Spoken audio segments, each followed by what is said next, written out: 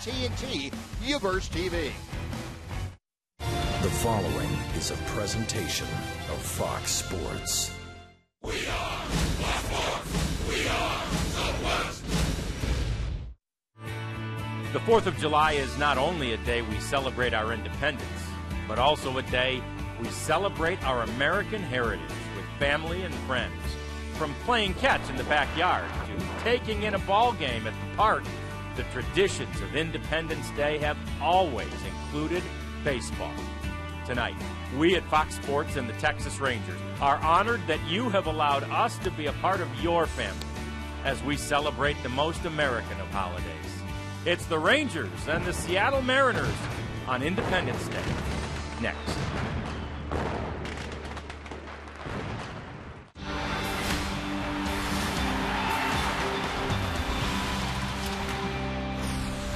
With Old Glory flying above the right field pavilion, Rangers Ballpark in Arlington decked out in its red, white, and blue, honoring America on this 4th of July. Tonight, the Rangers and the Seattle Mariners wrap up this 3-game series.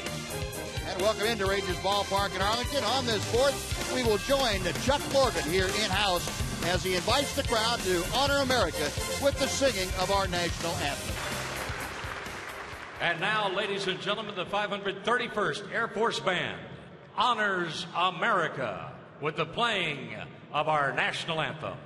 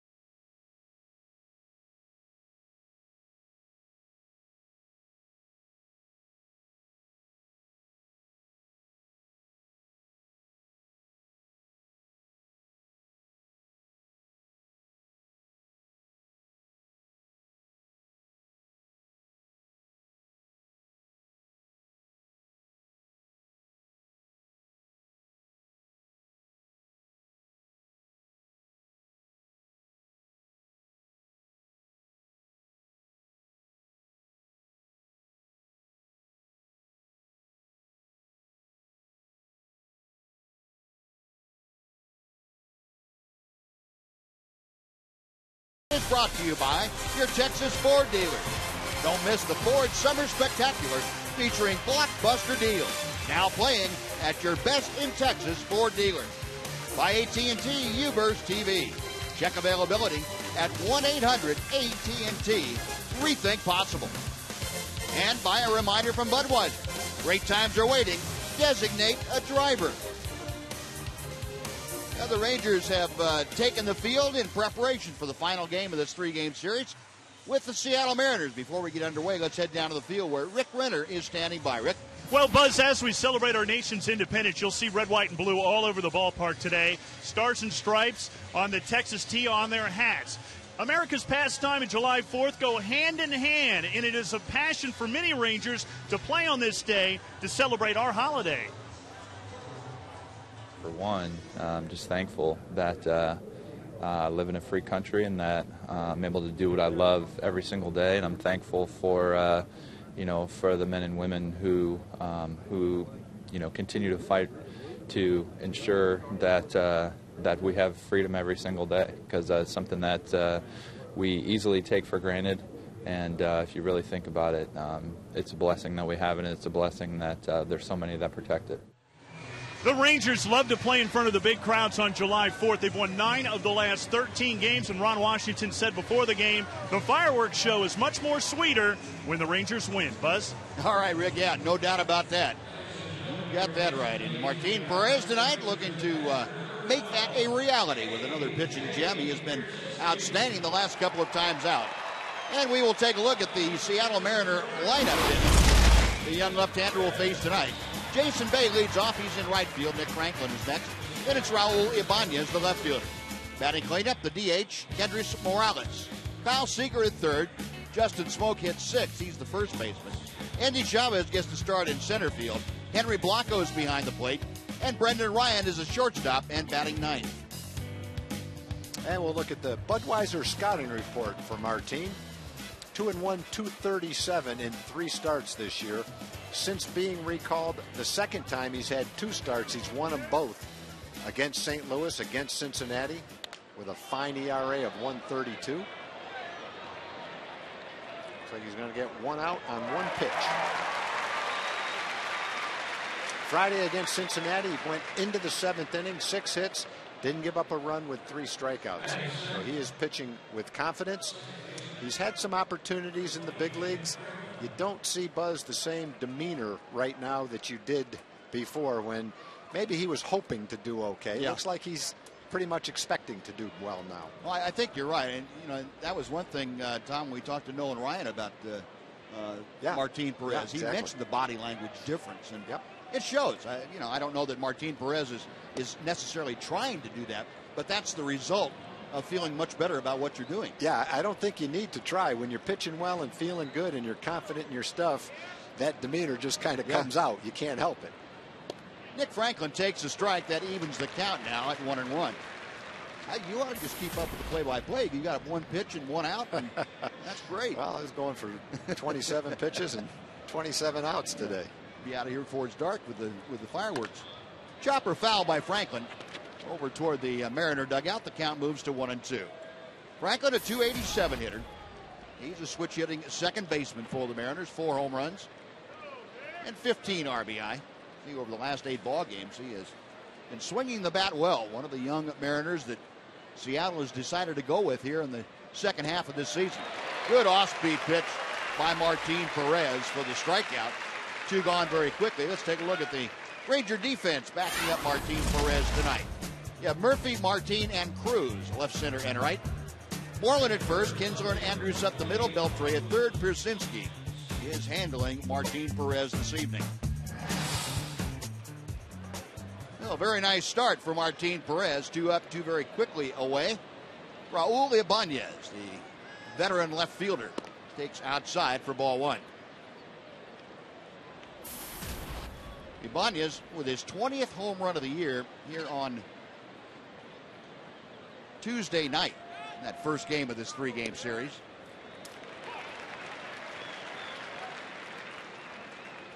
Set the record for most home runs prior to the All-Star break for somebody over 40.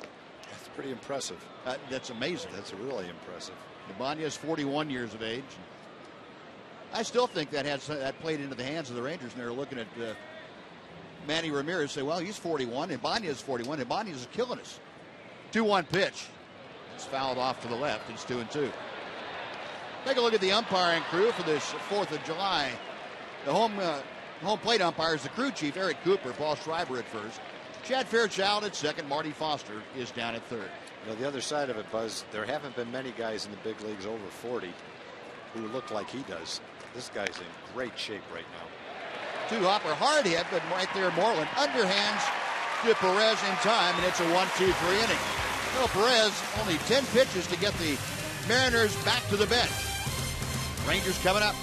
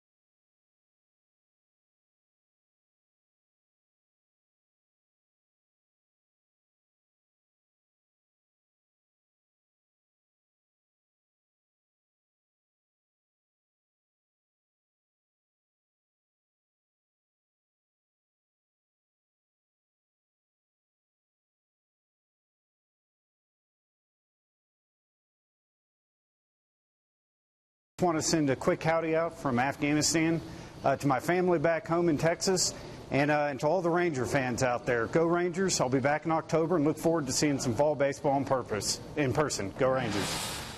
All right, Captain, thanks very much. Well, the Rangers looking forward to that also. Mariners out very quickly in the top of the first. Rangers coming to bat now. And here's the Texas Rangers starting lineup delivered by DeMontron RV. Ian Kinsler, David Murphy, and Nelson Cruz.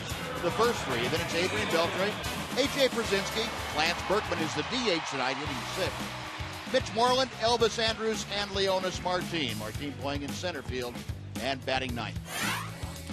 Scouting report for Hisashi Iwakuma. 7-3 with the best ERA in the American League after 17 starts. His opponent's batting average is the 4th lowest in the American League. Last 2 starts, 5 home runs. He's given up 4 earned runs in each of his last 3 starts. Rangers in back-to-back nights will be facing the number 1 and 2 pitchers in the league as far as earned run average goes. Iwakuma's a tough customer. He throws strikes, he mixes his pitches up well, doesn't generally beat himself, although 5 home runs in his last 2 games indicates that maybe he has recently. And speaking of home runs, the guy he's facing right now has hit 3 home runs often. Iwakuma has had trouble with Ian Kinsler. And the pitch inside, it's 2-1. Kinsler is 6 for 12 against Iwakuma. 3 of those have left the ballpark. That's pretty much, well, it's only 12 at bats. I don't know if you can say it's ownership right now, but he's getting to where he owns it. That way. That's got a pretty good lease on it. Not many guys 6 for 12 against him. Chopper foul outside third. The count evens at 2-2. Iwakuma made the Mariners out of spring training last year, but kind of as an afterthought. He wasn't in the rotation. He was in long relief. He wasn't pitching very much. They were basically hardly even utilizing him. But since he went into the rotation, he's had 32 starts. 15 last year, 17 this year. 15-7 with a 2.52 ERA. That's basically a full season, 32 starts. If you go 15-7 with a 2.52 ERA, you're one of the top 5 pitchers in the league. And that's what he is right now.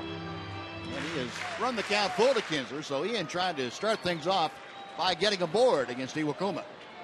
Payoff pitch on the way. In the air to left field. That is playable out there. Ibanez and Chavez. Chavez making the call, and Indy puts it away for out number 1.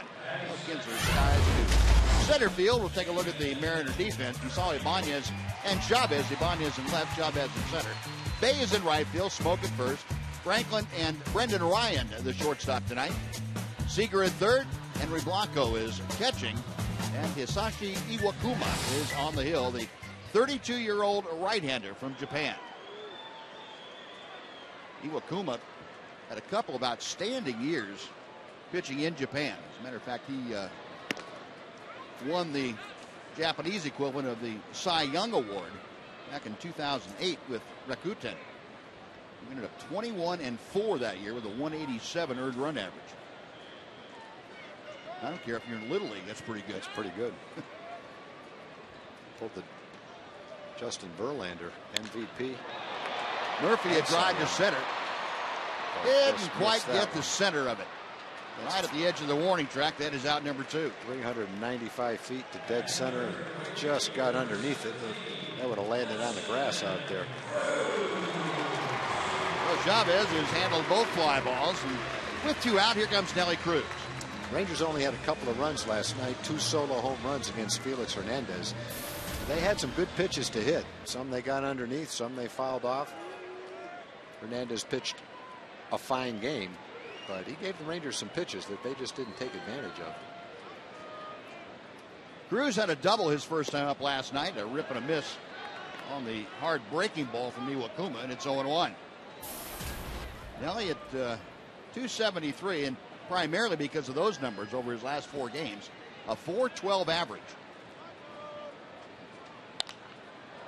Popped out of play over the Ranger dugout on the first base side, and the count moves to 0-2. Iwakuma, a fastball, a hard breaking ball. He'll throw a straight change, but his out pitch for the most part is a splitter that he really has good action with.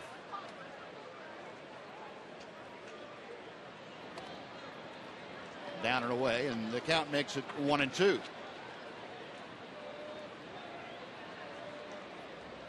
Cruz becoming a fixture now in that number 3 slot in Ron Washington's order. Ron put him up there about 3.5 weeks ago, and it has really paid dividends for Nelly and for the club. 1-2 pitch. Got him swinging. Pretty tough for Iwakuma. He sends the Rangers down in order. We have finished 1 at Rangers Ballpark in Arlington on this 4th of July. We are scoreless.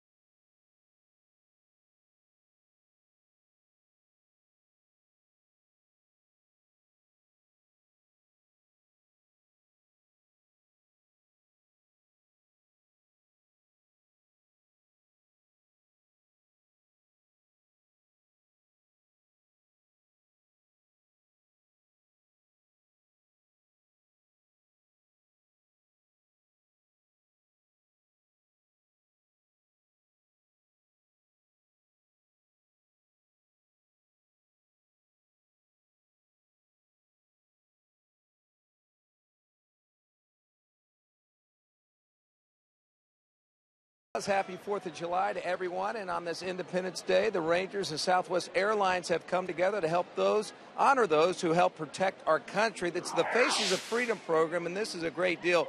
Ranger fans, you can nominate a hero who has served in the military, and what is going to happen is they can be honored before a Ranger game and also earn a 2-day trip to Washington, D.C. To find out more information, log on to TexasRangers.com/freedom. Ranger fans, you ready to go tonight? You bet. Look for a Ranger win tonight. Buzz. All right, Jim, thank you. Kendrys Morales fouls down the second pitch of the at-bat. It's 1 ball and 1 strike. Yeah, capacity crowd looks to be on hand here tonight on this 4th of July, and big fireworks show, of course, after the ball game. And Ranger fans looking for a lot of fireworks during the game. You know, I bet you a lot of these people, Buzz, what a perfect day. You wake up, you expect to spend the day with friends and family. Maybe you have a barbecue out by the pool. Then you all maybe take a little nap late in the afternoon, get in the car and go to see a Ranger game. There you go. And watch a big fireworks show afterward. That's just about a perfect day. Maybe tailgate a little, a little barbecue prior to the game. Take some of the leftovers from the barbecue and tailgate before the game. There you go. All ages are certainly welcome anytime out here, but particularly on this festive holiday. And the pitch is low, and Kendrys Morales draws a leadoff walk as he faces Martin Perez. So the first base runner of the game goes to the Seattle Mariners. A leadoff pass puts Morales aboard and brings up Kyle Seager. Seager hit the game-winning home run last night, a 2-run shot off Robbie Ross in that 10th inning. For Seager, his 12th home run of the year. He is really coming into his own at the major league level. 276, 38 RBI, and he's found a pretty good home in the middle of this Mariner order. Yeah, Seager came into the game last night hitting .215 against left-handed pitching. But he had a couple of hits against Derek Holland, and then Robbie left his cutter on the inside half of the plate, and Seager hit the game-winning home run. So 3 hits off lefties in last night's game. That continues to plague Derek a little bit, surprisingly. And strike 2 is dealt to Kyle Seager. And, you know, it's become a problem, too, lately for Robbie Ross. He's been having problems with left-handed hitters. And then, of course, he gave up the walk, the hitter before Seager hit the home run. He walked Michael Saunders, a left-handed hitter. Yeah, that's the one that hurt, because he had him 0-2, if I remember right. Low and outside, 1 ball, 2 strikes. Saunders hasn't been playing recently, a minor injury, but so he's not at 100%. And that one hurt when you get him 0-2. 2 outs and nobody on. Walk him and then give up the home run. Yep. 1-2 pitch coming from Perez. Pretty good breaking ball. Couldn't get Seager to offer. It's 2-2 now. But Derek had a couple batters like that in the 6th inning. I believe he had Justin Smoke 0-2 and walked him. Then with the bases loaded, had Zunino 0-2. It struck him out twice. Couldn't quite get Zunino to chase. And then he hit that infield single for the tying run. Yep. And laying off again, Seager runs the count full with nobody out. Seager trying to get aboard. He'll join Kendrys Morales, who's at first. And following Seager in the order is the first baseman, Justin Smoke. AJ, why don't we try this changeup here on 3-2? Morales is going. The pitch is lined down the right field line. It's hooking and foul. And not by much. That changeup up in the strike zone, and Seager just pulling the trigger a shade too early. Wow, that's about a foot foul on a pitch that Martin would definitely like to have back. He's fortunate that that's all that happened to that ball. Buzz, what was your philosophy when you get a guy 0-2? When do you try to make him chase, and when do you just say, I'm going to challenge you? I try to stay aggressive on every pitch. I didn't believe in wasting pitches. You know, you get 0-2 for a reason. And I think if you say, well, I can't throw a strike to him or I'm trying to trick him. There's a hot shot into right field, a base hit. Morales, who is moving on the pitch, will head on to third. And with nobody out now, the Mariners runners at the corners for Justin Smoke. They threw him a 3-2 changeup, and that was a 3-2 breaking ball. Left it on the middle of in the middle of the plate, and Seager put a good swing on it. Just get ahead like he did. It just never made a pitch. Got ahead with his fastball, tried to trick him with a breaking ball, and ends up first and third, nobody out. Well, the first walk, the first hit. Mariners have something going now with nobody out, and Justin Smoke coming up. Got to finish that thought. I always felt it worked to my detriment if I went away from being aggressive. What got me 0-2. I didn't like to throw a pitch way outside or try and bounce a breaking ball or anything like that. Didn't try to throw the ball down the middle on 0-2, but I didn't try to do that the first two pitches either. Yeah. Here's Smoke, who had a good night last night at the 255 now, and he takes low for ball one. It seems like we all make such a big deal out of someone getting a hit when the count's 0-2. But if you're throwing them the same pitches that you threw to get to 0-2, you know, what's the mistake there? Yeah, well, if you throw a ball right down the middle 0-2 and it gets hit out of the ballpark, I'd be upset about that too. Right. Chopper foul outside third. That's not the idea, but yeah, to me there wasn't that big of a stigma about giving up an 0-2 hit if I made a good pitch. Yeah. But I think the last thing you can do is get a hitter where he really feels at a disadvantage and let him up because you mentally lose that advantage. Rangers looking for the double play up the middle. 1-1 pitch on the way to Smoke. Good change up there, and it's 1-2. This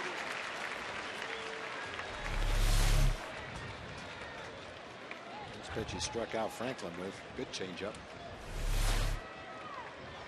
Well, Martin in a position now where he can think about going for the strikeout of Smoke. The strikeout, a pop-up, something along those lines. Perez set, and the 1-2 pitch. Got him. Just fouled out of the glove of A.J. Przinsky. That ball was deep in the glove, and it popped back out.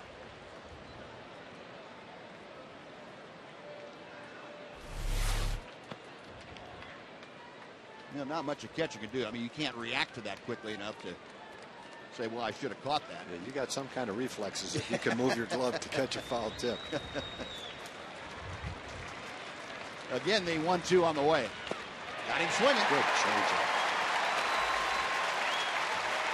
Good strikeout for Martin Perez, his second of the night. Now with one away, Andy Chavez will come to the plate.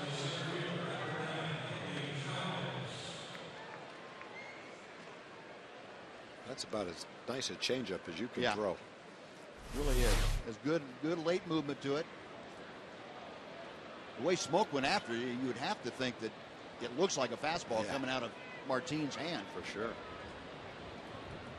So Chavez with good speed now. A tough guy to double up. The Rangers are going to play the infield, the middle of the infield at double play at the corners with Beltre and, of course, Moreland holding the runner on, playing up even with the bag. Chavez, a .271 hitter with a couple of home runs. Perez will continue work from the stretch as he has runners at the corners. And the left-hander's first pitch is a little bit low for ball one. Martin rushing that up there at 95 miles an hour. So he has brought his good fastball with him again.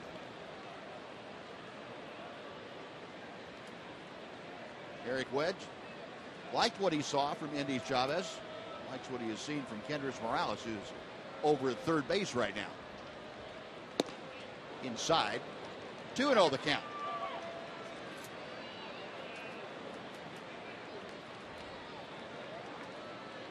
One thing you probably want to be careful of, early in the game you might not see it, is the potential for a squeeze play. With Chavez up there is a pretty accomplished bunter. A rip and a miss, and it's 2-1.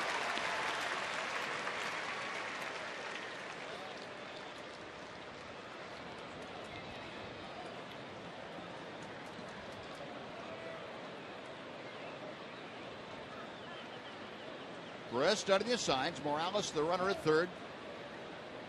Kyle Seager over at first. 2-1 pitch. And that is low. It's 3 balls and a strike.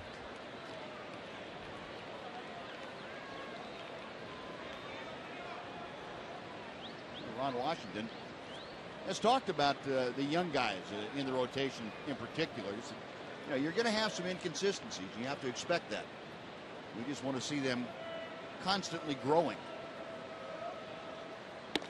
High and tight. That'll load the bases for the veteran Henry Blanco. And Mike Maddox going out to the mound right now. And Martin's 2 starts since his second recall. St. Louis and Cincinnati, he walked 1 batter in each game, so 2 walks in 13 2/3. Had excellent command. Not quite there here in the second inning. He's had a couple of walks in this inning. Loads the bases. But you got the catcher up there, Henry Blanco. Throw that sinker, get a ground ball, and bang, you're right out of the inning. The one thing you don't want to do is throw him an inside fastball. You can throw him one if you want to, but that's the one ball that he can really turn on. And his 4 RBIs, talking about Blanco's 4 RBIs this year, came on 1 swing of the bat. He had a grand slam on a pitch inside in his Mariner debut. That was back on the 15th of June against the Oakland A's. So stay away from the inside part of the plate with that fastball. The base is full, 1 out. Blanco, a 189 hitter.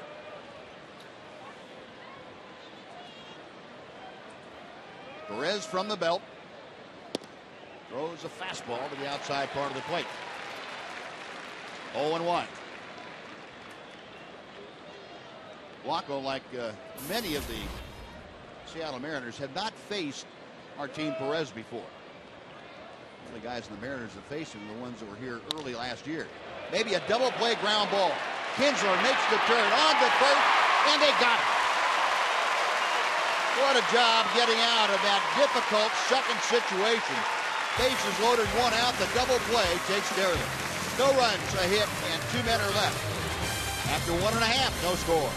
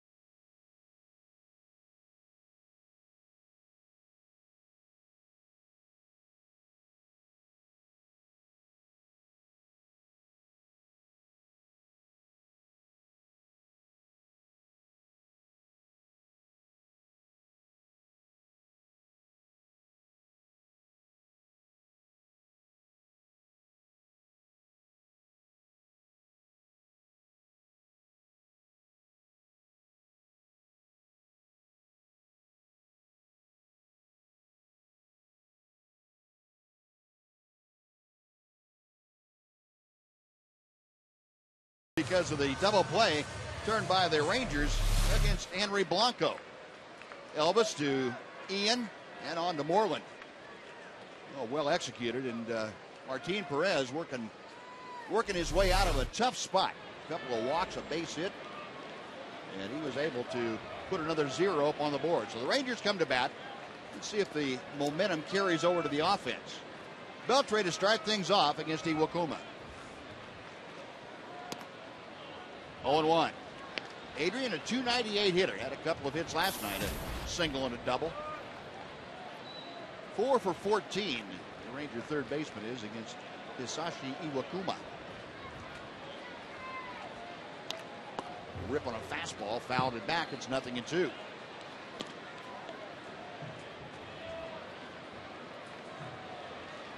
Rangers now faced Iwakuma 7 times, so he's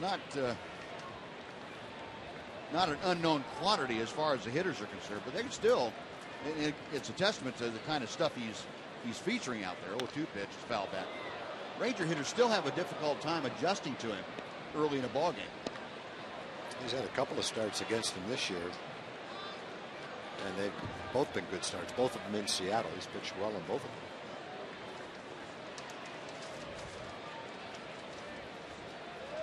Still 0-2 to Beltre. His last 3 starts, though, he's 0-2 with a 5.40 ERA. He's given up 4 earned runs in each of his last 3 starts. Hasn't had a stretch like that before. Mentioned before, he's also given up 5 home runs in his last 2 starts. Beltre pops one up down the right side. That will twist its way back into the seats and well out of play. It's still 1-2. It's like, you know, as I sit here and watch this, he had Nelly Cruz and now Beltre. Both of them had some swings against fastballs that looked like they didn't pick the ball up well, and they're both good fastball hitters. So there must be some deception in his delivery, and he must be a little bit different each time out there. That ball is hammered high and deep, left center field. There she goes. Goodbye.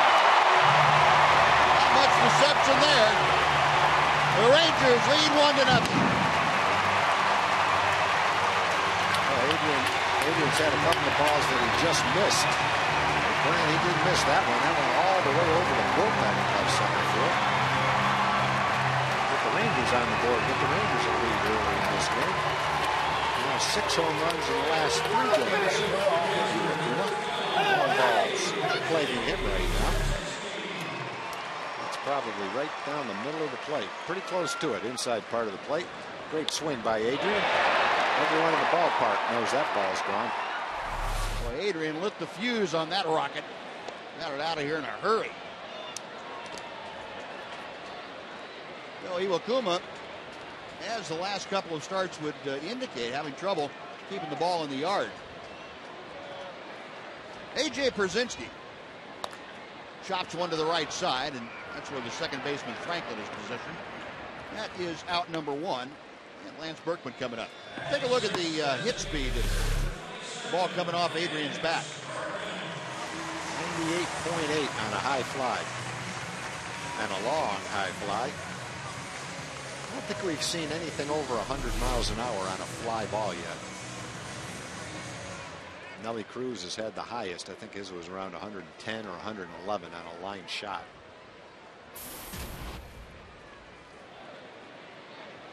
Here's Lance Berkman, the Ranger DH. And he first ball swinging, grounds one to the right side. Smoke cuts it off onto Iwakuma, and that's out number 2.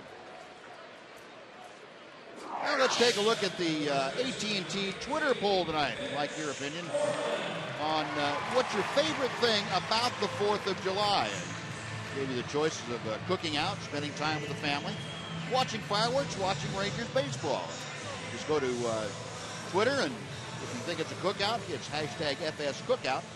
Same thing for family, fireworks, or baseball. We will tabulate the results and give you those as the game wears on here this afternoon. As we were talking earlier, the perfect day is to combine all 4 of them into the same day. That's it. Then you really got the best of all worlds. Mitch Moreland takes a breaking ball downstairs for ball 1. I know that the eye black does wonders for keeping the glare off. I'm not sure what red, white, and blue would do. That's just showing your patriotism. Yeah. Maybe it keeps the lights of the fireworks out of your eyes. 1-1 the count to Moreland. Mitch at 264 as he takes right on the outside corner. 1-2. The home run by Beltre, by the way, 431 feet, the estimate on the distance. And it was every bit of that. Went out over the bullpen in deepest left center field. 1-2 pitch from Iwakuma. Didn't mean to do it. A little chopper to the right side. Franklin underhands to first, and that'll do it. But Adrian Beltre led things off in the fourth. His 15th home run of the year, a blast to left center field. Rangers take a 1-0 lead into the third inning.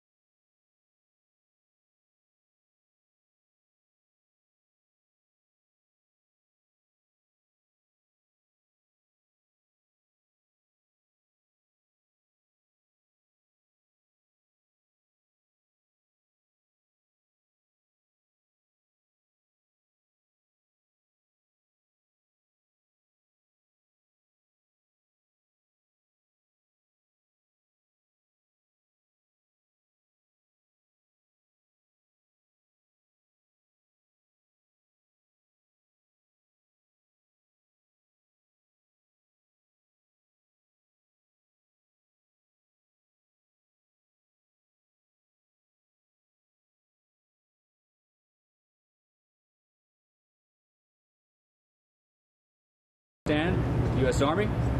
Normally I'm a Longhorns fan, but right now I'm a Rangers fan. Go Rangers! All right. Jim's Rangers are on top 1-0 as we head to the top of the third inning. And it will be Brendan Ryan, the shortstop, to lead things off. He's the number 9 hitter. And Martin Perez now with a lead drops in a breaking ball for strike one. First time we've seen Brendan Ryan in this series. He has been displaced from his normal shortstop duties, part-time anyway, by Brad Miller. Oh, you're talking about this the first 2 games, Buzz. It really looks like Seattle's goal right now is to get as many of their young prospects who figure in their future into the lineup right now. Brendan Ryan's a fine defensive player, fine major league shortstop, but the youngster is probably going to get more than his share of time right now. Brad Miller was hitting .350 in AAA and might be a little bit more in their long-range plans. 1-2 pitch is fouled back. And I would think the Mariners have done some soul searching too as to whether they thought the guys like Brad Miller and Nick Franklin, Mike Zunino, are going to be harmed by coming to the major leagues if their psyches were such that they might bury themselves emotionally. You have to determine that, don't you, before you let a guy have the experience? Yeah, I think that enters into it for sure. And I guess with a guy like Brad Miller, you would say to yourself, well, he's played in the minor leagues. He was hitting .350 in AAA. I'm sure they like his makeup. We're not worried about that. Let's give him a shot. And watching Franklin play, he looks like he's a makeup kind of guy too. Right. I know they really like him. High draft choice. Oh, nice play by Martin Perez on the comebacker. Now here's Jason Bay, who swung at the first pitch and fouled out. I think all teams tend to occasionally rush a guy to the big leagues. In Zunino's case, high pick in the draft, a college player, but not a lot of minor league at bats before he got to the big leagues. So those are things you have to consider. Do you want everybody here building for the future, getting their on-the-job training at the big league level, or is it better for them to stay in the minor leagues and get more at bats there? That's always the question that organizations ask themselves. Sure. Remember when Elvis came right out of AA? Not sure how old he was, 20 or so. never played at AAA. Feeling on Elvis was his strong suit was his makeup. Right. They didn't worry about that. He was kind of like Pudge coming to the big leagues at the same age. You knew he could play a premium position defensively at a very high level, and he was going to make enough contact to where even if he was not quite ready offensively, he wouldn't embarrass himself. He could bat at the bottom of the lineup. He could sacrifice bunt, and he'd make pretty good contact. Combine that with his defense on a team with a lot of hitting anyway, and he could be a really positive player, and that's exactly how it worked out with him. That's a good comparison. 3-2 pitch to Bay. Chopper foul outside third. We'll come back and try it again. I think the safe way, and I'm sure even an organization that would call a kid up early would say the safest thing is to let him get more time in the minor leagues. Yeah. Again, the payoff pitch. Got him swinging. There's that changeup. That's a dandy. So 2 up, 2 down here in the third. Nick Franklin coming up. Time for a Mazda game break. We will go to Dana Larson.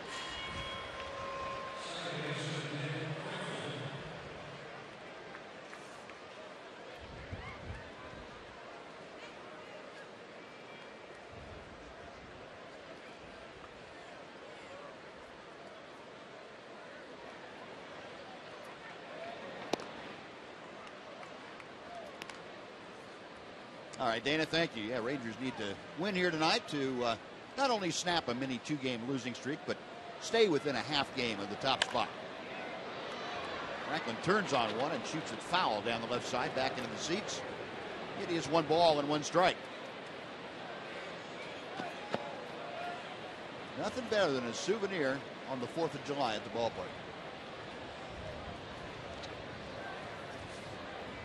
1-1.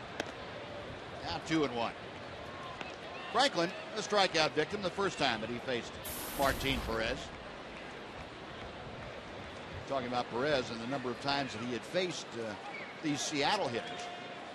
Next pitch is top solely to third. Beltre bare hands and has his feet go out from under him. Adrian got the bare hand. It's going to be a base hit. He got the bare hand, but as he went to shift his body, the feet went one way and he went the other. It looked like the ball might have had some spin that took it toward the third baseline. Like Adrian was ready to field it and throw, and then the ball spun and went the other way. Yeah, not much you can do about that. I think he thought the ball was coming right up to him, and instead it went the other way. Probably a good thing he caught that ball. That might have rolled into short left field for a double. You're right. But you could see that bounce and how it went toward the third baseline after it hit. Well, that's the second base hit for Seattle, and now the third base hit is a rocket off the bat of Ibanez. Franklin around second will motor into third with 2 outs now. Some problems brewing as the Mariners have runners at first and third again. This time it's Kendrys Morales coming out. Well, that's right now with Ibanez swinging the bat. That's on the inside part of the plate. That's right in his sweet spot right now. He was jumping on that pitch. Especially early in the count. Yeah. Loves to get that first or second pitch. The first strike that he sees. He's going to have a pretty good rip at it when he's swinging the bat well. You know, the other thing, Buzz, in a lot of these games over the last couple of weeks, with the Rangers offense really not scoring runs the way we've seen them score in the past, there's a lot of close games, low scoring games. Line drive. Whoa, Elvis. Corral that, a hot shot, but Elvis going to his left. No runs, 2 hits, 2 left after 2.5. Rangers 1, Mariners nothing. Fox Sports Southwest.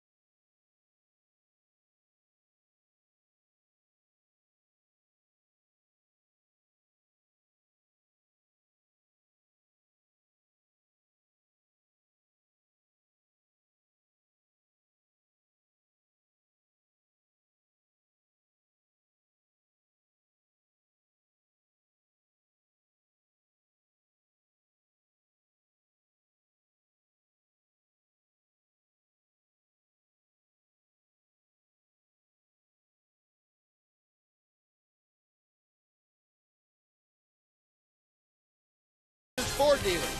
Don't miss the Ford Summer Spectacular featuring blockbuster deals. Now playing at your best in Texas Ford dealer. And by Jack in the Box. Go big at Jack in the Box near you with Jack's Big Stack Burger.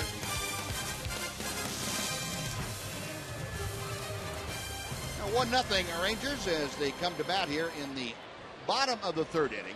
Elvis Andrus, who has switched spots with David Murphy in the lineup tonight. Elvis hitting 8th and fouls off the first pitch. It is 0-1. Because I was talking before that line drive to shortstop, because a lot of the games have been low-scoring games, close games. We might be dissecting a lot of the pitches a little more closely than we would in 5-1 games and 4-1 games, but it's like, you know, every pitch counts because every runs are at a premium right now. And you leave a pitch on the inside part of the plate, the guy hits a home run. That can be a huge determining factor in the game. No, you're right, Tom, and it's been this way since really the first part of June. Yeah. The ball club, they were putting statistics together for what the club has done, and it's not pretty. Offensive late, 4 runs or less in the last 6 ball games, but you go back to the 1st of June as Ellis taps one back to the mound. Easy play for Iwakuma. That's out number 1. We will get back to that thought in just a moment. We need to say hello to Jim Knox again. Jim. All right, Buzz, appreciate it. This was a scene earlier this afternoon. The Fox Sports Fan Express bus rolled in, and on board, plenty of military from the Wounded Warrior Project. Yes, it's been a great couple of days here at the ballpark because last night, members from Fort Hood, military and their families, paid a visit on the bus, and also with them the past couple of days, Kami and Liddy, the Fox Sports Southwest girls. What's it been like hanging out with the military and their family the last couple of days? It's been amazing, but first of all, I have to say happy 4th of July to you and everyone at home. We got the pleasure of spending some time with some guys from Fort Hood and Fort Sill today. We got here early. They got to watch batting practice. They got to hear a member and really just hang out in the ballpark with their family and watch the Rangers. It's been pretty nice, huh? It's been a lot of fun. We love any opportunity we can to get involved with the troops and the military. And last year, Fox Sports Southwest had an event here at the ballpark to raise money for the Wounded Warrior Project. So it's fun to get to spend time and kind of get to know some of the guys involved with that organization. And we want to say a big thank you to all those who serve and who have served in our military. We greatly appreciate you, and happy 4th of July. Yeah, happy 4th of July, girls. All color coordinated, Buzz and Tom. Look at this, the camo outfit. Very nice. All right, girls, enjoy the rest of the game, Buzz. All right, Jimmy, thank you. 2-1 the count to Leonis Martin, hitting with the bases empty and 1 away here in the 3rd inning. Leonis, 291 average at his 15-game hitting streak, stopped yesterday. Swing and a miss there, and the count is even now at 2-2. We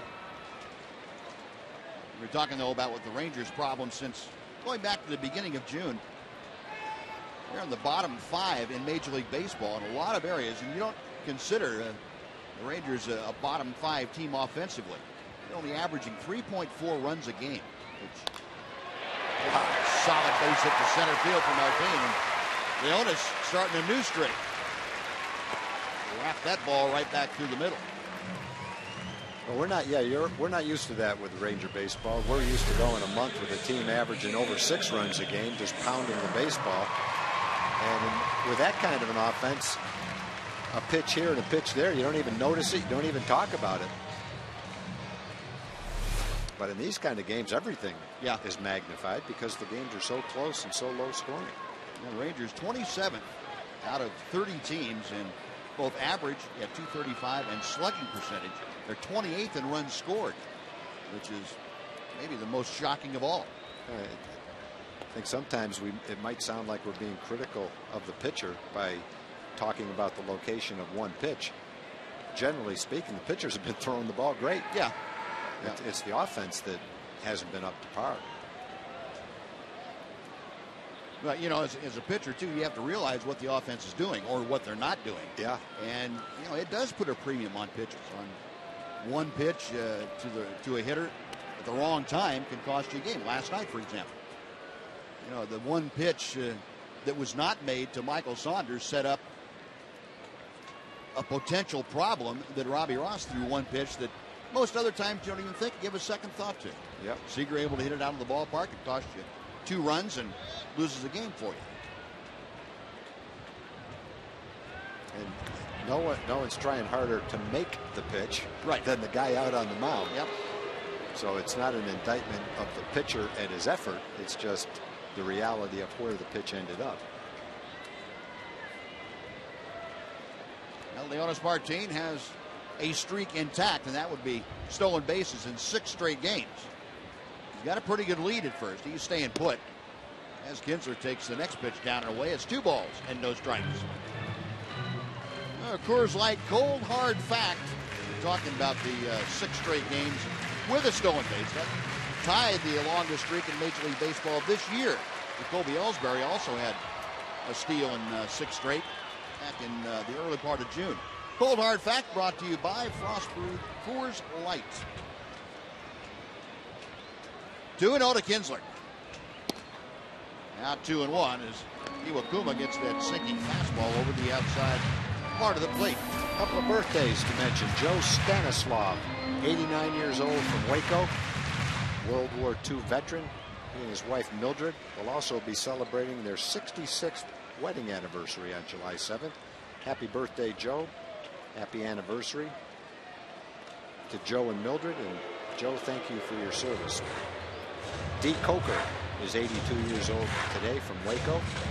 And Edna Fish from Paducah, Texas, was 86 years old yesterday. And happy birthdays, and hopefully the Rangers will bring you a win to celebrate it. We're counting on it. 2-1 the count.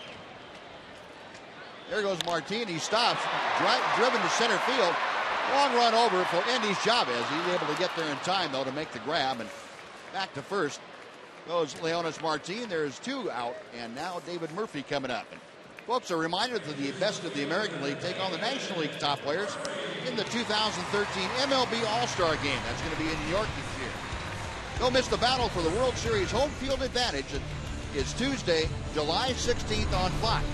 The road to October starts now. Another ball hit hard off of Iwakuma that is caught deep in the outfield. Kinsler this time, and David Murphy had one of those his first time up. Sent Chavez back to the warning track in dead center. Gets it off the fist a little bit, out to second base, and Franklin will throw out Murphy. That'll do it. Rangers get a hit, but strand a runner. We have finished 3 at Rangers Ballpark in Arlington. Rangers 1, Mariners nothing.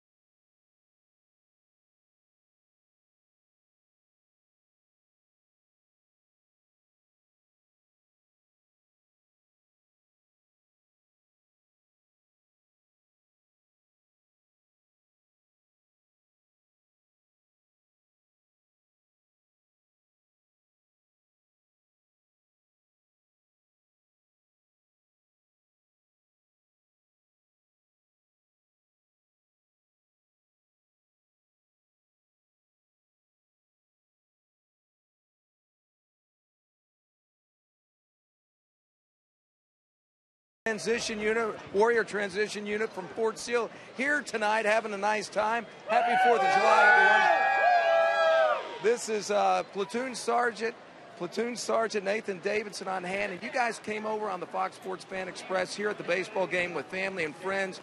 What does that mean to you? It's been great. It's great to have recognition for the soldiers to help them heal and in their transition to whatever that is, if they stay in the Army or get out and start in the civilian world. And it's all about them tonight, and just thank you guys for your sacrifices.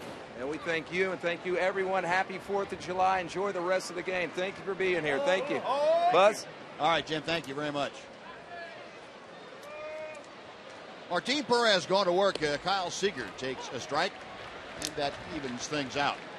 Now, this was earlier Wounded Warrior Project participants out for batting practice here this afternoon. See Jeff Baker right in the middle there.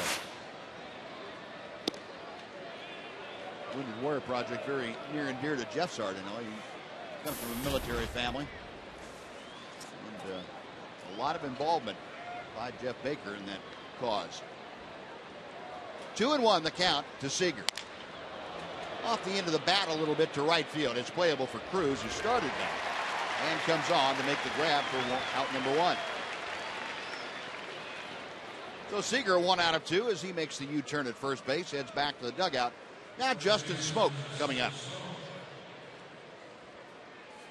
Well, I suppose we got to pass along our thanks too to all those men and women who serve our country so valiantly and have served our country. Thank you very much for all you do and have done. Without your sacrifices, none of us would be able to sit and enjoy this 4th of July that we are enjoying today. Amen. Smoke a strikeout. First time that he faced Martin Perez. And he was up there that time with runners at first and third and nobody out. And Perez got that big strikeout in the double play that ended the inning. 2-0 the count this time.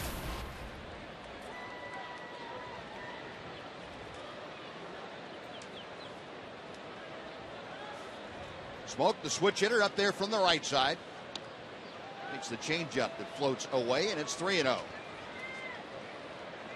Smoke is 2 out of 3 now in his career against Martin Perez. And the strike about belt high. 3-1.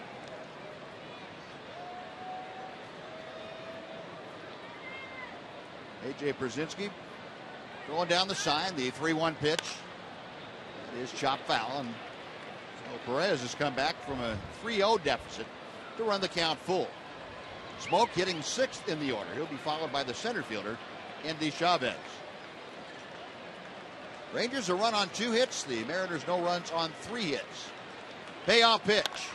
Line to left field. That is in for a hit and going to the wall. Murphy can't cut it off. Smoke going for 2. He's digging his way in there. The throw not in time. Another off-speed pitch on 3-2, and Smoke looked like somebody told him it was coming. Yeah, he was all over that. He missed an off-speed pitch to strike out the first time up, but that one didn't fool him. I don't think he was fooled by the off-speed part of it, and certainly not by the location of it. When he missed it the first time up, that thing was tailing down and away in perfect location. That one was up a little bit. Oh, 1-out double has Smoke in scoring position. Andy Chavez walked back in the 2nd inning. Chavez, a .271 hitter. He rips at a high fastball with no success.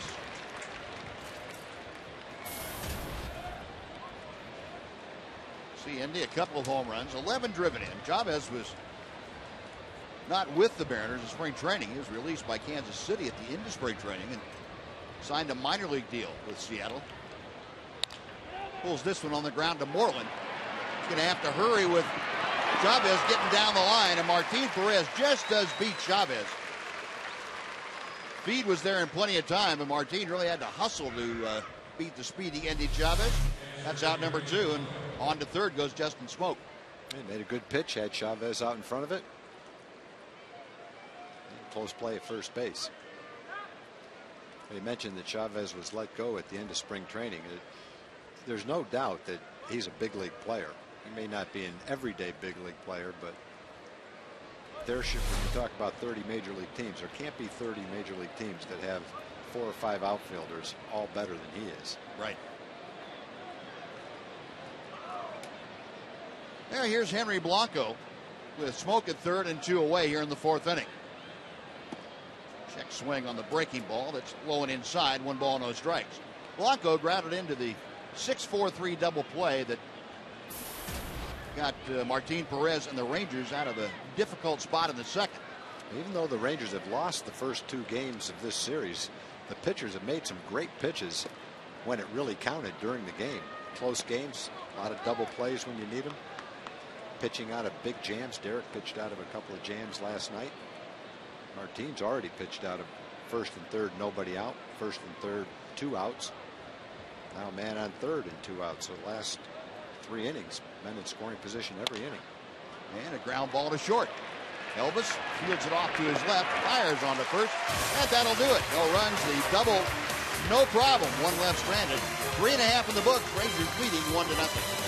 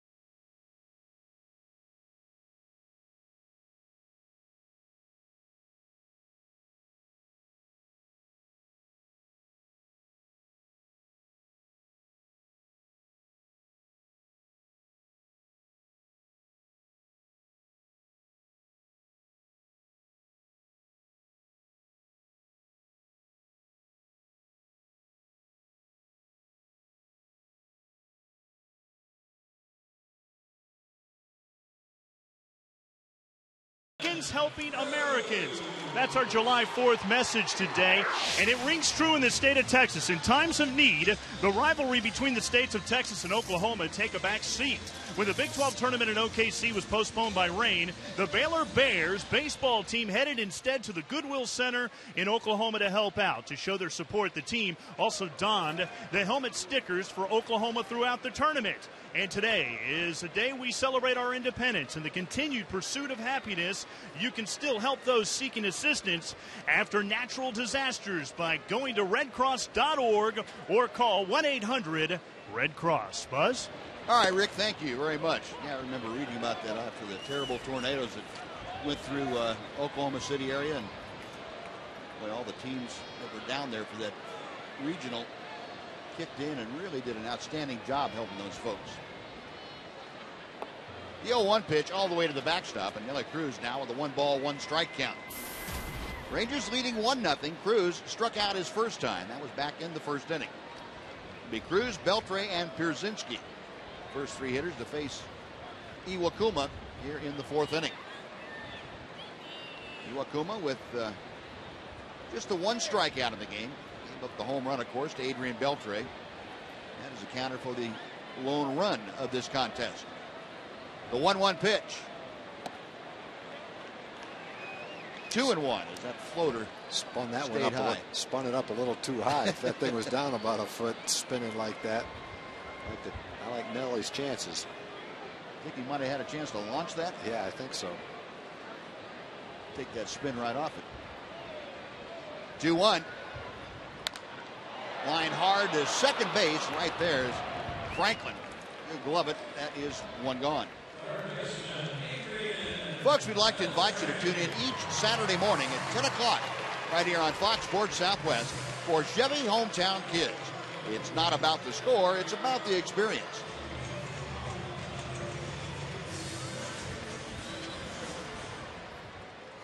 Well, here is the difference in the ball game.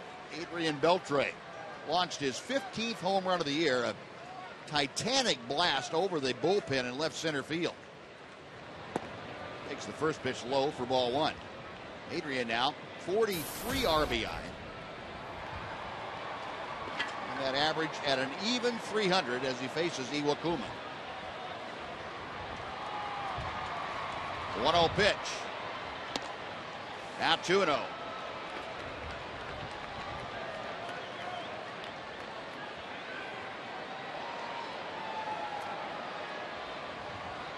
Iwakuma getting ready to throw his 46th pitch of the afternoon. He's been very economical. It's on the way, and a strike with a breaking ball.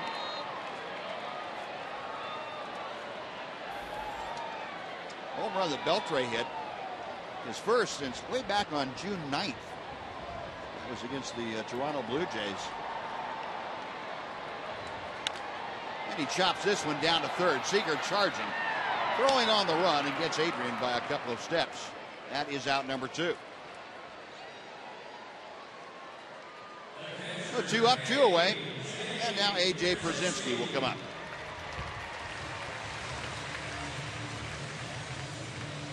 A.J. a ground ball to second. Back in the second inning. 279 the average.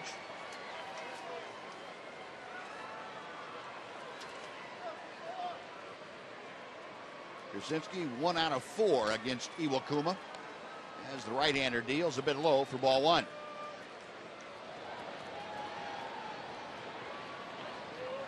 AJ just 1 out of 18 on this homestand. He's seen that average going to free fall, down to 279. Got tied up with that inside fastball. It's 1-1. Iwakuma's fastball is very sneaky. Go along with the off-speed pitches that he has. It's not necessarily low velocity either. That last one was 93 miles an hour. 2 balls and a strike.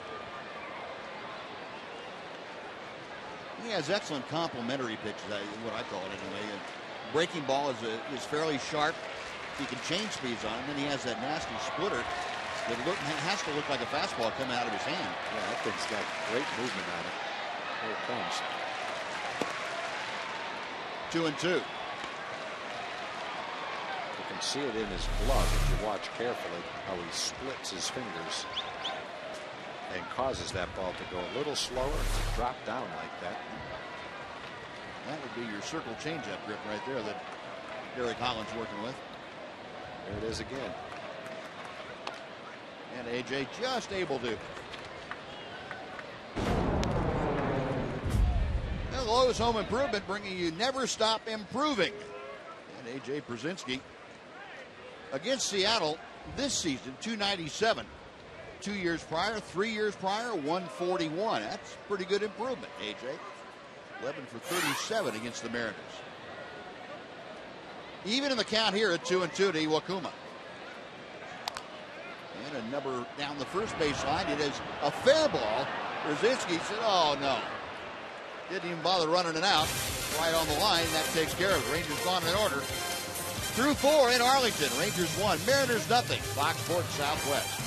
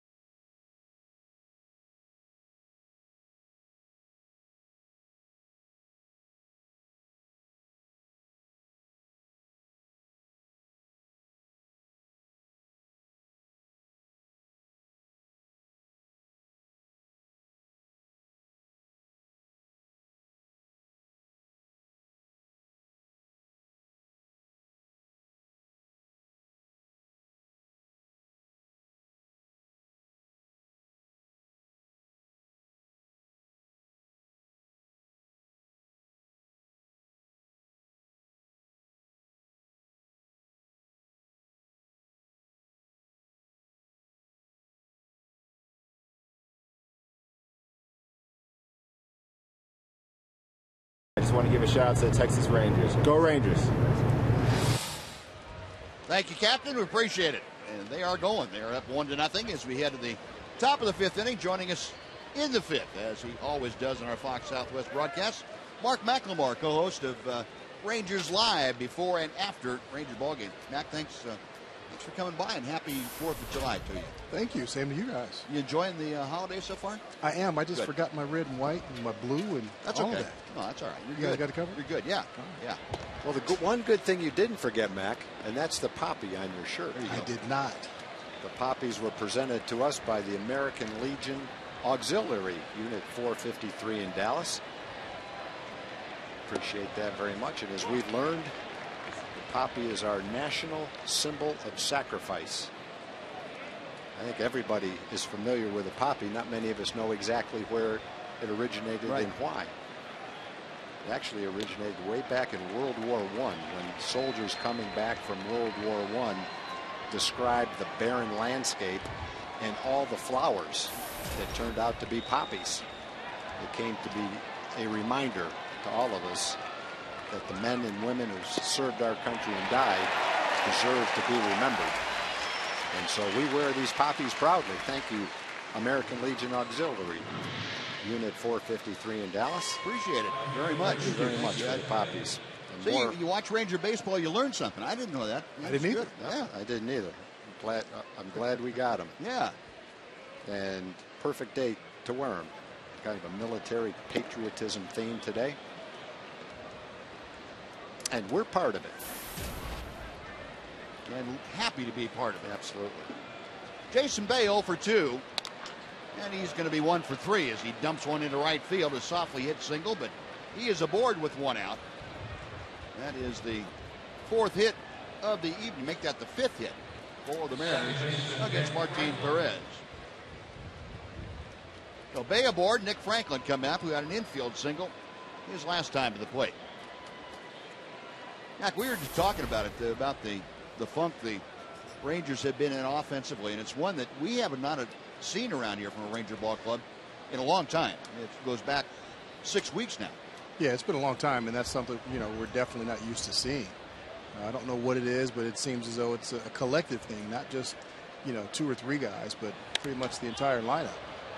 Skied to center field, not very deep, coming on Leonis Martin. That is out number 2. Well, fortunately, the pitching has been really good, and our Ford leaderboard will show you that. Rangers second in team ERA to Kansas City, and just 0.05 of a run behind the Royals. And that has been really the lifesaver this year for the Rangers, and how well that pitching has done and how consistent it has been. How times have changed. Yeah, isn't that the truth? But yeah, you're going to win and you're going to lose with pitching. That's where it starts and that's where it ends. So fortunately, the Rangers pitchers have kept them where they are right now. Half game out of first place right now, and that's what you want. You want that pitching to be there, and I really feel that the team feels the offense is going to show up. It may not be here right now, but it's definitely going to show up. So as long as the pitching holds up and the offense comes back, I think they feel like their chances are pretty good. Raul Ibanez kind of kicking himself after fouling off that high changeup. Ibanez singled his last time to the plate. 1 on, 2 out. Rangers leading 1-0 here in the top of the 5th inning. Ibanez lines one to right field. Cruz going to have to play on a hop. Stopping at second is Jason Bay, and again, 2 out damage for the Mariners. They have done that now 2 of the last 3 innings. 2 aboard with 2 outs. Kendrys Morales is coming to the plate. Well, Martin has pitched out of men in scoring position jams of various kinds in the last 3 innings, and he's going to have to do it for the 4th time in a row. In the 3rd inning, it was 1st and 3rd in 2 outs. That's when Morales hit that line shot that almost ripped Elvis's glove off for the 3rd out. And he's going to have to get Morales right here again. This time 1st and 2nd. Really need to focus on keeping the ball down to Morales as a right-handed hitter in particular. He is anything up above belt high, he just crushes. I hit that pitch the other day. It was up top of the strike zone and outside, and he hit that ball into right field. Now, he's just a flat good hitter on top of that. But one thing you have to make sure, keep the ball down and take your chances there. Mike Maddox, I'm sure, went out and reminded Martin Perez what the scouting report was, what the game plan was facing these guys. Morales tonight has walked and hit that line drive that Tom was telling you about. He takes low for ball one. You know, this is something you didn't really have to worry about with the Mariners not too long ago, not being afraid of the middle of the lineup because they really didn't have that thump or that thunder in the middle of the lineup. Right. But now they do. Makes it a whole different ball game for these Mariners. And you know, you've got the guys in the middle of the order swinging the bat well, all three of them now. Here's a line drive to left. Murphy toward the line, reaches up, makes the catch, and that'll do it. Morales again a hard out, and again the Mariners strand a couple on 2 base hits. Halfway through the ball game, Rangers 1, Mariners nothing. Fox Sports Southwest.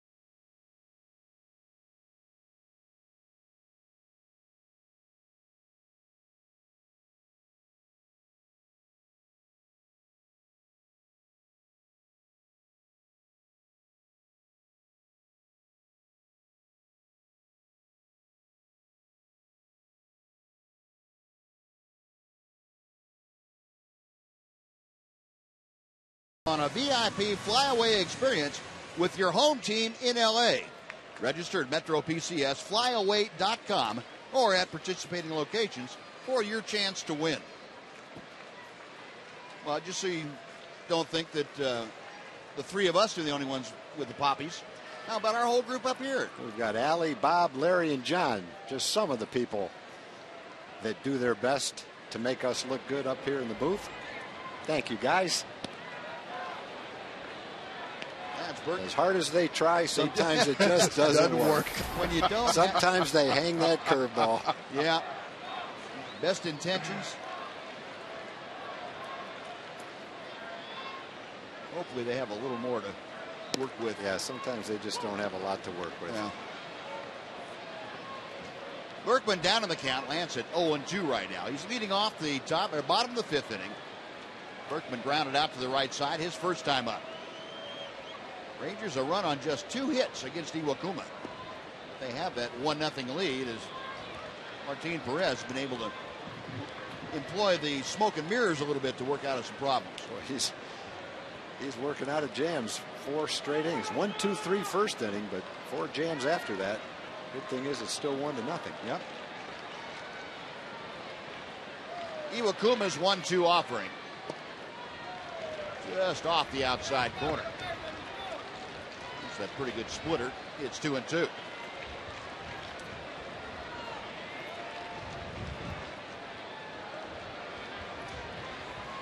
member of America's finest.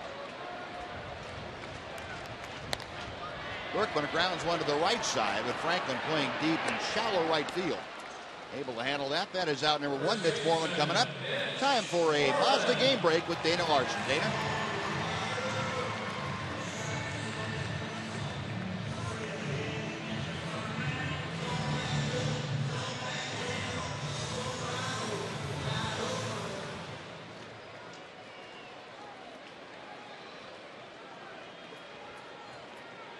All right, Dana, thank you. Yeah, all of a sudden, Motown is Max Scherzer town, not Justin Verlander. That's a pretty significant difference. When you know with the Tigers that Verlander's going to get it going again. If they have both of those guys, they might be odds-on favorite in any kind of short series. I just can't see 13-0. How do you go 13-0? I don't have any idea. I read about things like that, but I wouldn't know how to go about it. Moreland 0 for 1, a ground ball to second. First time up, takes outside. 2 balls, no strikes. You know one thing, there have been ballparks full of sinkers when he's gone out there. If he's 13-0, there's not a worm alive in Comerica Park's infield. Gets people to beat that ball right into the ground. Another hard hit ball, but out in shallow right field again. But Franklin handles it. 2 up, 2 away. That's 8 straight now. Sent down at the hands of Hisashi Iwakuma and his defense.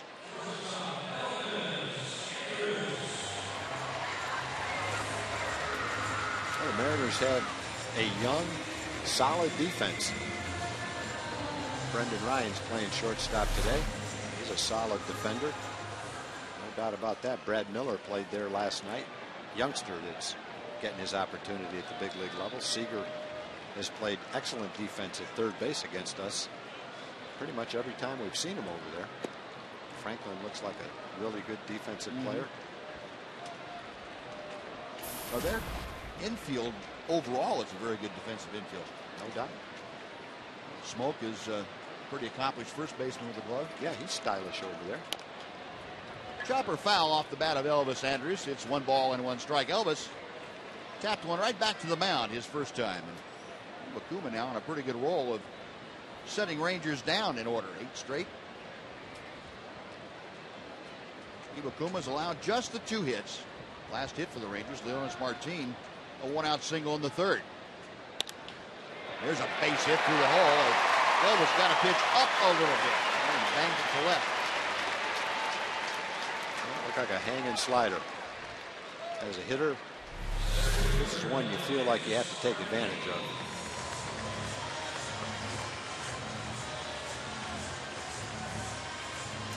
And Elvis did just that. Iwakuma's probably glad he threw that pitch to Elvis and gave up a single rather than Nelly Cruz, and he'd be still watching that thing go. Well, an opportunity now for Elvis to try and get into scoring position. The stolen base. Leonis Martin 1 for 1 at the plate. And first ball swinging, skies to left field. Ibanez coming on, makes the catch, and that'll do it. Matt, thanks for joining us. We appreciate it. We will see you after the game on Rangers Live. See you later. 1-0 Rangers as we head to the 6th inning here at Rangers Ballpark in Arlington.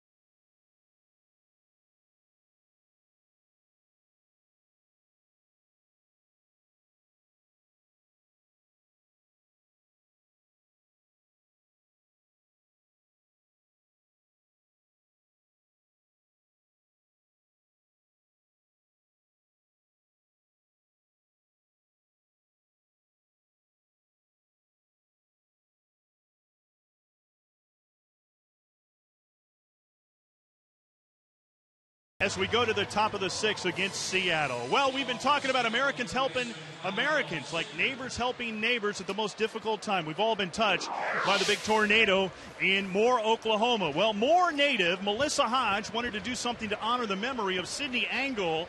She designed a special helmet sticker for her daughter's softball team, and the Alvin Bayou Babes, they played in memory of Sydney all the way to the Texas State Tournament, and congratulations to them on that. And today, as we celebrate independence and continue pursuit of happiness, you can still help those needing assistance after natural disasters by going to redcross.org or call 1-800-RED-CROSS. Buzz?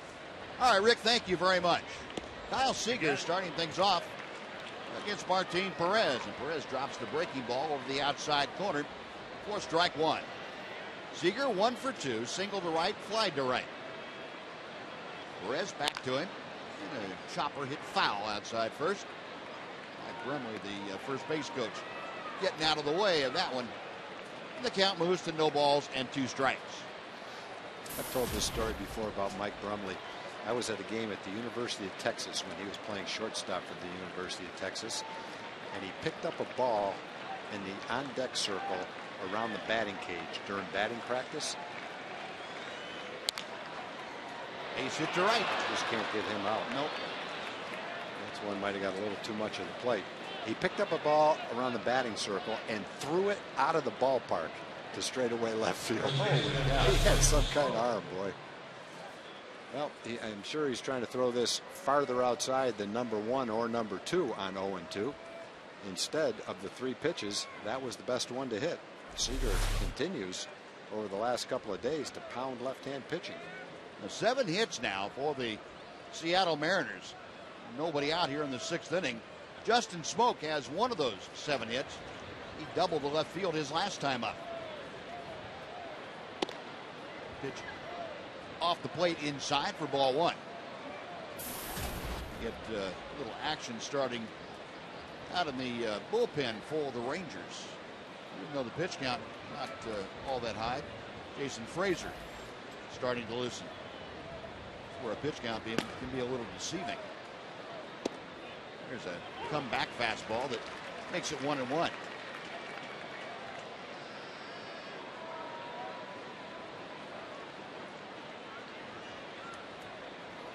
Smoke a double to left to strike out tonight. Seager the runner at first. Rangers looking for that ground ball at an infielder. A little snap toss over to first.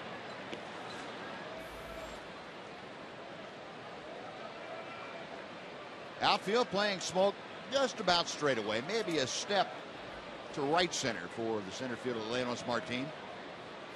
Pretty good gap in left center. There's David Murphy shading a bit toward the line. 1-1 pitch. In the hole, Elvis can't get it in the dive, and it's through to left field. Stopping at second is Seager. Runners at first and second, nobody out. And another jam for Martin Perez. Well, folks, you can get a chance to come out to Rangers Ballpark tonight for the Independence Day fireworks. The post-game Friday fireworks show continues. That's a tradition you will see tomorrow night again. A spectacular fireworks show set to Texas music.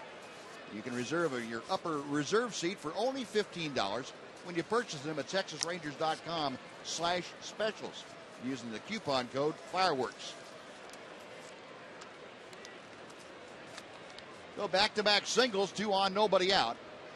Maddox out there to slow things down a little bit. To Martin Perez.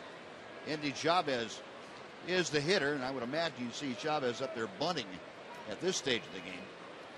Well, Martin's given up a couple of balls that were hard hit for outs with men in scoring position. Here's a couple of ground balls that weren't all that hard hit that found holes to start a potential rally here in the 6th inning. Seager and Smoke just rolled a couple of ground balls through the infield.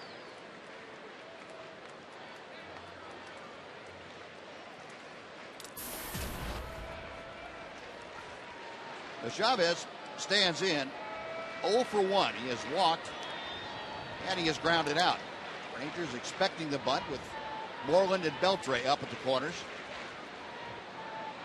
Chavez not bunting there. The breaking ball is low for ball 1. The Mariners trailing by a run. Eric Wedge is that no, we're not gonna have Chavez bunt. We've got the bottom of the order coming up. We'll take our chances with Chavez. We've got Seager at second, Smoke at first. 1-0 the count. Rip and a miss. As you watch the third base coach give the signs, I might mention that the third base coach is Darren Brown. He's the nephew of the Oklahoma curveballer Jackie Brown. Used to pitch for the Rangers. Used to be my roommate, as a matter of fact. Jackie is in a hospital in Houston. He just had a lung transplant, and he's doing well. All the people that have asked about Jackie, happy to tell you that he's feeling well and doing well. Potential double play to Kinsler, and he got thrown away, and now Moreland trying to recover, not in time to get Smoke. Kinsler was pinned up against Justin Smoke as Seager came around to score and couldn't get an accurate throwaway to try and complete the double play. So it's going to be a fielder's choice and an error on Kinsler to allow Seager to score the tying run. It's a 1-1 ball game. Well, we saw this play last night. Ian is going to make the attempt to tag the runner and throw to first. The runner doesn't have to get out of the way. He can just run straight over Ian if he wanted to. He stops. He couldn't avoid the tag, but there was enough of a collision to where Ian was unable to make the throw back to first base to complete the double play.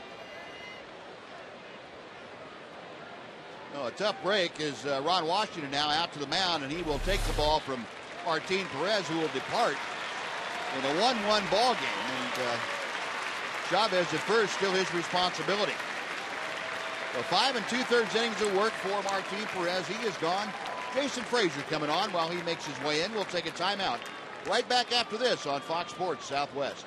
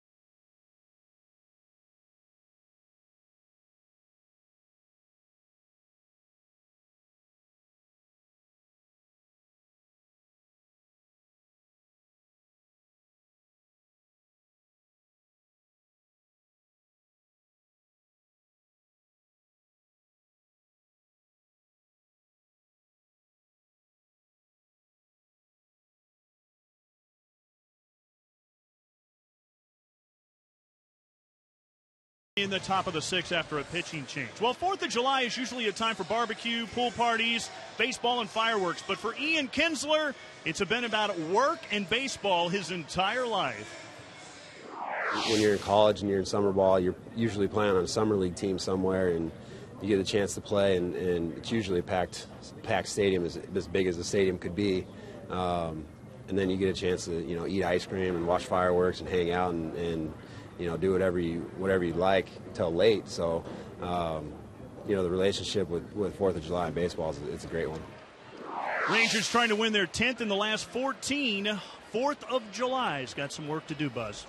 All right, Rick, on for the Rangers now. Jason Frazier, the right-hander, facing Henry Blanco. Andy Chavez, the runner at first, and the pitch waved out and missed. It is 0-1. Yeah, good numbers for Jason Frazier. 31st game for Jason. We're talking about that play at second base the other night. I think it was David Murphy on first, and he stopped in time They couldn't tag him, and they only got one out. That time Justin Smoak tried to stop.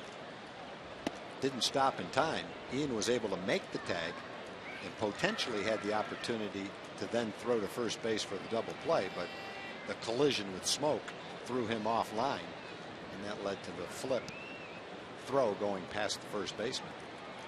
Good try. I think if he went to second with a flip to Elvis, they wouldn't have had time to get Chavez, who runs very well. 1-1 pitch is low and outside. Here's the play you're talking about. I think if Ian flipped it back to Elvis, there's no way they get Chavez. So he went for the one way he thought he could get the double play. Unfortunately, when he banged in to Justin Smoak, the throw went a little bit offline.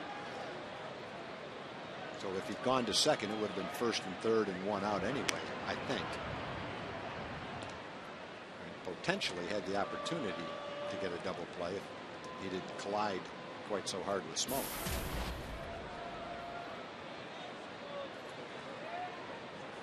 2-1. The count to Blanco. Now 2-2. Foul tip. Got a pretty good piece of A.J. Brzezinski. Walk it off behind home plate a little bit.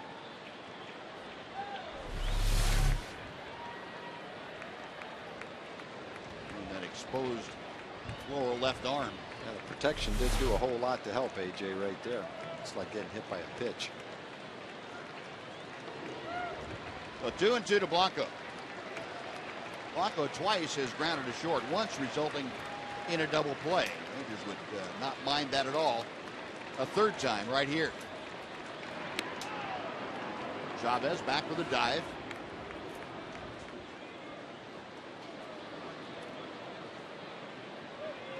Jason Frazier on in relief of Martin Perez, who worked 5 1/3, allowed 8 hits and 1 run so far. Chavez his responsibility.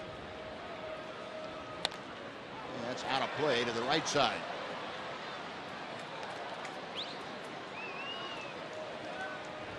Fans, a quick reminder: to play Lotto Texas, I should say, with extra. Your chance to win Texas-sized jackpots. It's Texas' original jackpot game, and it's available at your favorite lottery retailer.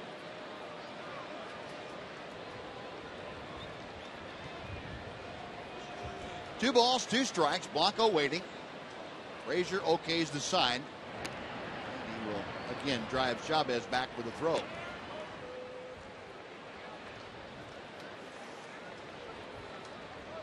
Jason, the 35-year-old Chicagoland native.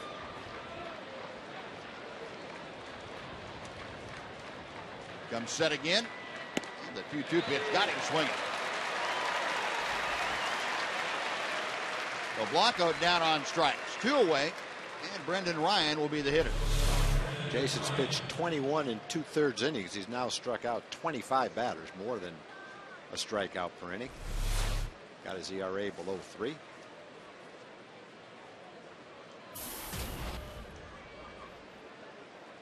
Brendan Ryan tonight has tapped back to the box and struck out.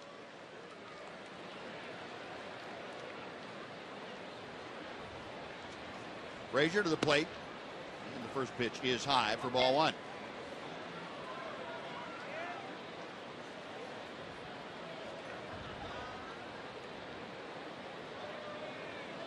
Ryan, a 197 hitter.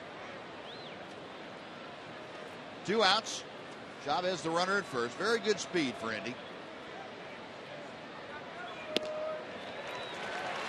1-1 the count.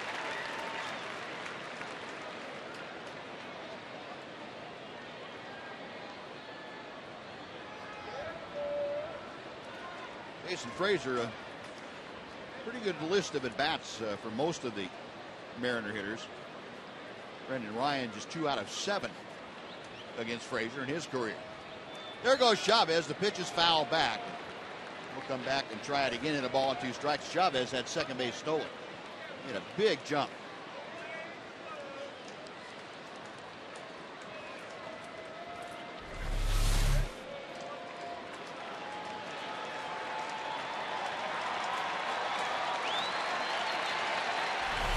Well, the count is 1-2.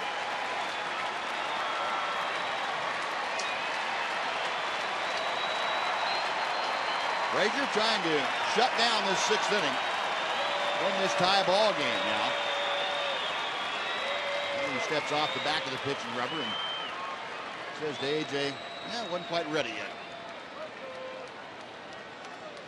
A ball and 2 strikes.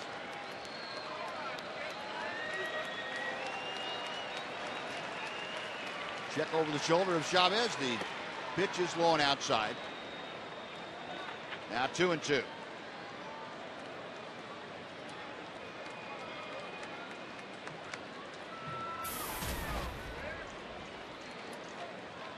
Tenth game that Brendan Ryan has played against the Rangers this year. And he has hit some 40 points above his season average against the Rangers. A couple of big doubles with 2 runs driven in. Frazier again ready. And again he drives Andy Chavez back with a throw.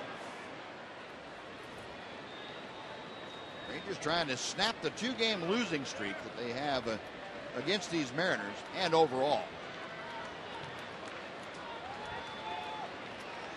Also trying to keep pace with the Oakland Athletics. Check swing roller to third, charging Beltre. Throw on the money, and that'll do it. The tying run comes across, a run on 2 hits and an error, and 1 left. Bottom of the 6th, 1-1 the score.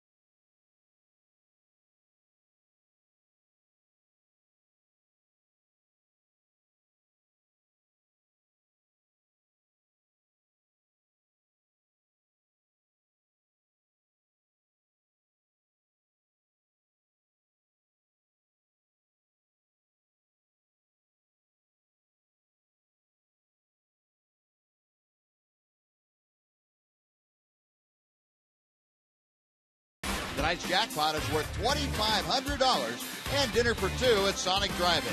Tonight, the Rangers are hitting for Glenda Vandigriff from Dallas. And if a Ranger hits a grand slam this inning, Glenda Vandigriff from Dallas will win $25,000. You can register at any participating Sonic restaurant. Now a 1-1 ball game now as the Mariners come back with a run in the 6th to tie it. Top of the Ranger order, Ian Kinsler facing Hisashi Iwakuma. And the first pitch is just outside for ball 1. Kinsler twice has skied to center. Last time up, he had a rocket to just to the right field side of straightaway center that Andy Chavez ran down. 1-0 pitch. Off speed and low. It's 2-0. A reminder that Ian Kinsler really has enjoyed hitting against Iwakuma. Came into the game 6 for 12 against the Mariner right-hander. 3 of those 6 home runs. Check swing, and he went around. It's 2-1. Iwakuma in a hitter's count, not going with the fastball to Kinsler. Rangers just 3 hits tonight. One of those 3, though, Adrian Beltre's leadoff home run in the 2nd. Hard hit, but just foul down the left side. And the count evens at 2 balls, 2 strikes.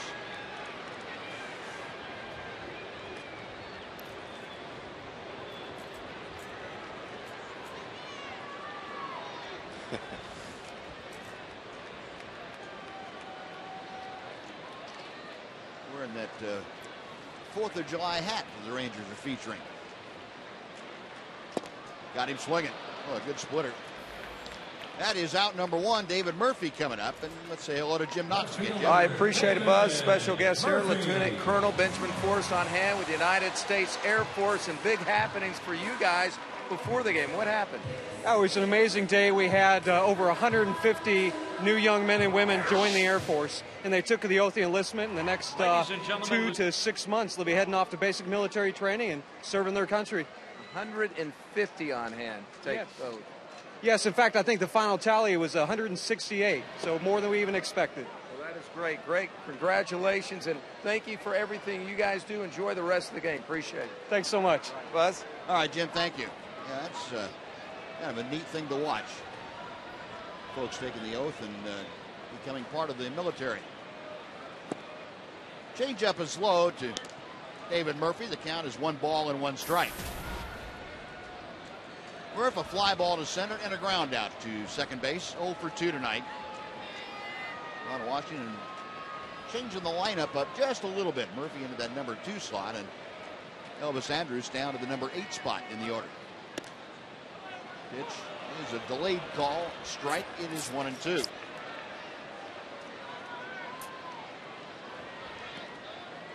One of those borderline pitches that generally does not go David's way.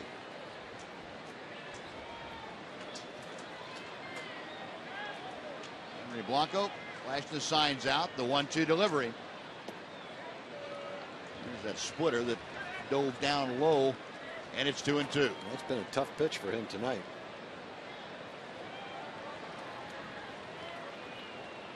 Mentioned that Iwakuma had given up 4 earned runs in each of his last 3 starts. He probably didn't pitch in those starts like he's throwing the ball tonight. The 2-2. Murphy, another shot to center field. Chavez going back. The edge of the warning track makes the catch. That's twice now that Murphy has sent Chavez back to the edge of the cinders. And twice, Chavez has made the play. 2 gone for Nelson Cruz. Yeah, the first one was a little bit too high. That one might have been a little bit too low. If he hits another one in between, it'll probably be up on the grass.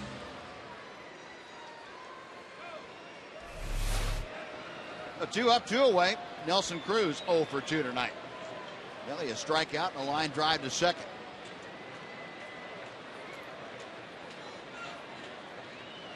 Iwakuma to the plate. A rip and a miss. It's 0-1.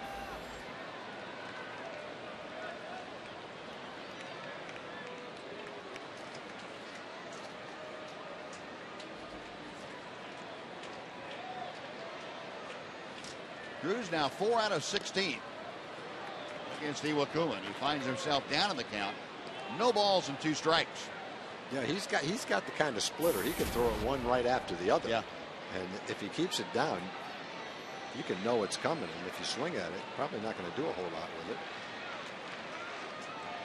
Yeah, it becomes like a good sinker. Yeah, it's like an 87-mile-an-hour super sinker. Yeah. The 0-2 to Cruz. High in the air. That will twist out a play down the right side. It remains no balls, 2 strikes.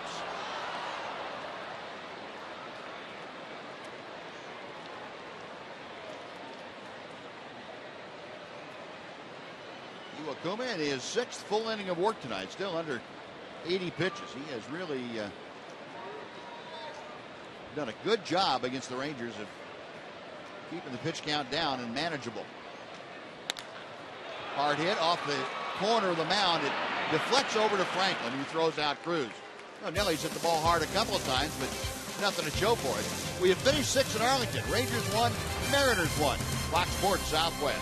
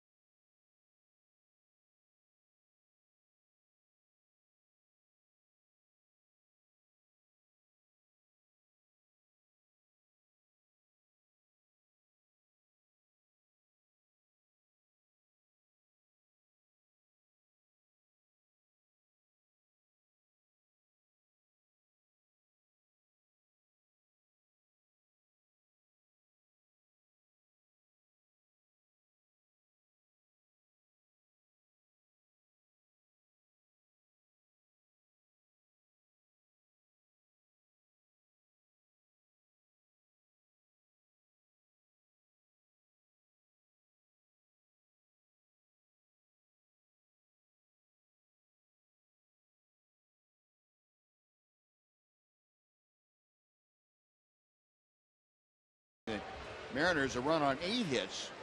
And the Rangers a run on 3 hits. Adrian Beltre plating the only run of the game for the Rangers, his 15th home run of the year, leading off the 2nd inning. Kyle Seager, meanwhile, scored the unearned run for the Mariners in the 6th inning.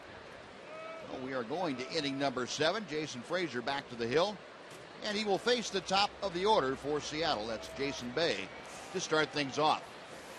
Bay is 1 for 3 tonight with a single. Frazier drops a breaking ball in, strike 1. Martin Perez worked the first 5 1/3, allowed the 1 unearned run on 8 hits, 2 walks, 4 strikeouts. Frazier came on to get a strikeout and a ground out to close out the 6th inning with no further damage. 1-1 pitch. Rolled out to short. Elvis has it. That is out number 1. Well, folks, we're serious about this. Now, time is running out to vote for the 2013 Rangers All-Star selections. You can help send your favorite Texas Rangers to the All-Star game by voting up to 35 times, but you got to hurry and go to TexasRangers.com to do it. Fans who vote the maximum number of times and select the Rangers as their favorite or second favorite team will receive a 50% off ticket offer. Voting ends tonight at 10:59 p.m. Central. Jason Frazier finished for the evening as Ron Washington has made the call out to the bullpen. We will have our 3rd Ranger pitcher of the night coming in. Neil Kotz will be next. We'll be right back to tell you about him after this.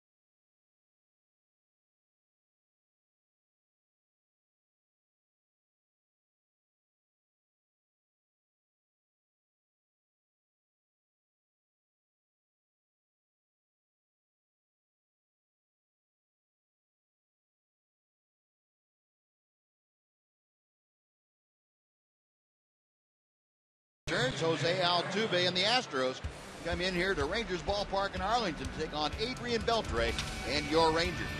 Baseball Night in America begins Saturday at 5:30 p.m., starting with the MLB All-Star Game Selection Show. Now, Neil Kotz, the 33-year-old left-hander, on now to take over on the hill. Nick Franklin, the switch hitter, the first batter that he faces. And numbers for Neil Kotz, outstanding. Yeah, we keep talking about it. 1 earned run in 23 2/3 innings. 28 strikeouts in that amount of innings. Franklin pops one up down the right side. That will reach the 7th row as Mitch Moreland over to take a look.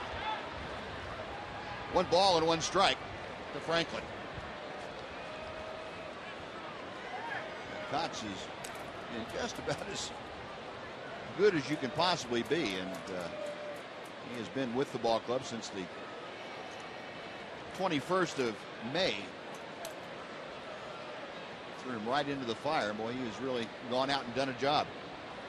Picked right up where he left off at AAA, handling left-handers and virtually everybody. This one popped foul. That will reach the seats over the Ranger dugout.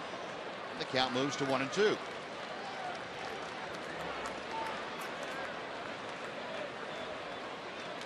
capacity crowd on hand here tonight, and they are hoping for a big Ranger win. A 1-1 ball game, and a lot of fireworks due after the ball game.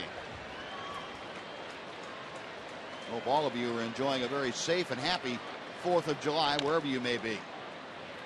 Tapper foul. Franklin staying alive, and a ball and 2 strikes.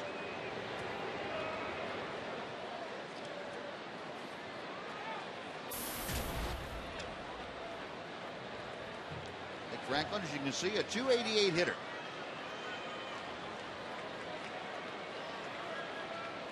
Kotz back to the plate. Going to be a tough play for Kotz. Speedy Franklin is going to beat that out. A nice play by Mitch Moreland to prevent that ball from going down the right field line. So it's an infield hit for Franklin, his second such base hit tonight. The second ball he's dribbled down the third baseline. First one took that crazy hop on Beltre. This one like a perfect bunt. You're better off hanging on to that ball. That almost went down the right field line.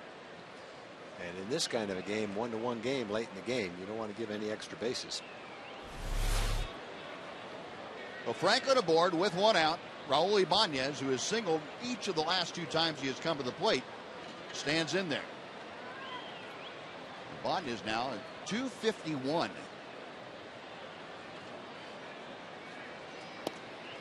And I say that with a little bit of amazement. 20 home runs and throwing in .251 for Ibanez, and well, you just don't expect a guy that's 41 years old and playing every day to be able to put up numbers like that, but he's done it. He has shown that he's some kind of player. A 10-game hitting streak now for Ibanez. Rip and a miss against Kotz. It's 0-2.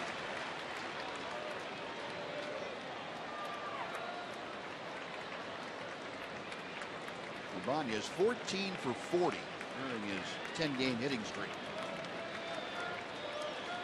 Kotz a check of first. The 0-2 is coming. Got him on the fist with a fastball. And still no balls and 2 strikes.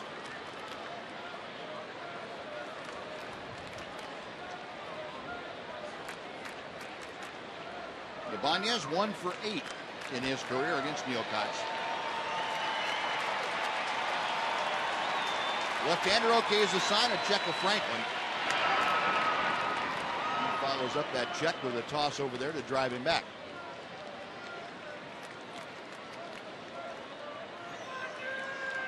Ranger infield pulled around to the right. Well, the left-hander hitting Ibanez. See Elvis Andrus just a few steps to the shortstop side of second. Couldn't get Ibanez to go quite that high up the ladder. It's 1 ball and 2 strikes.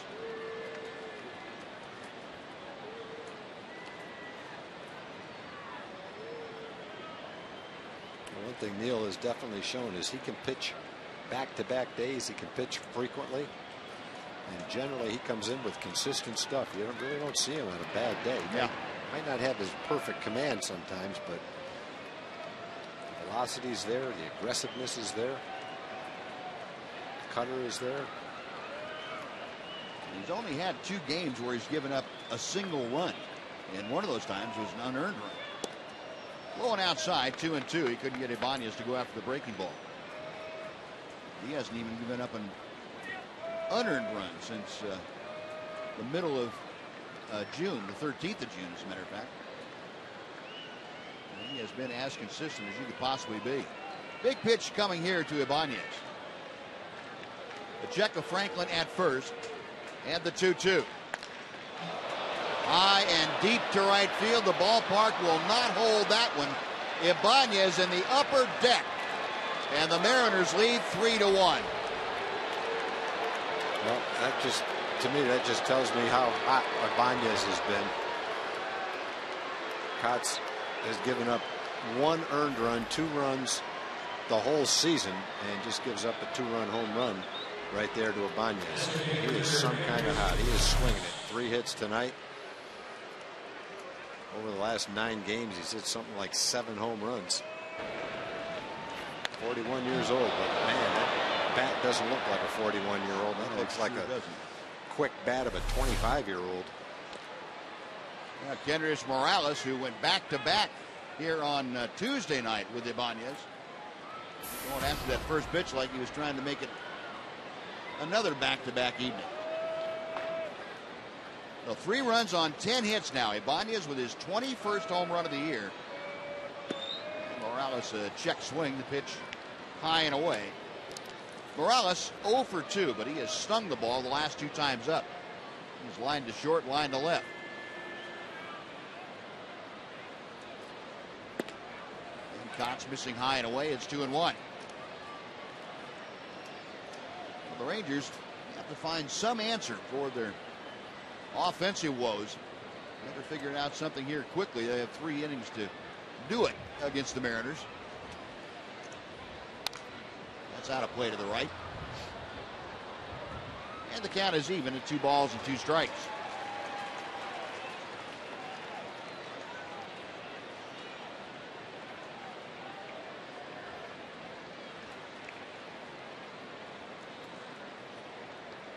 Cox back to the plate.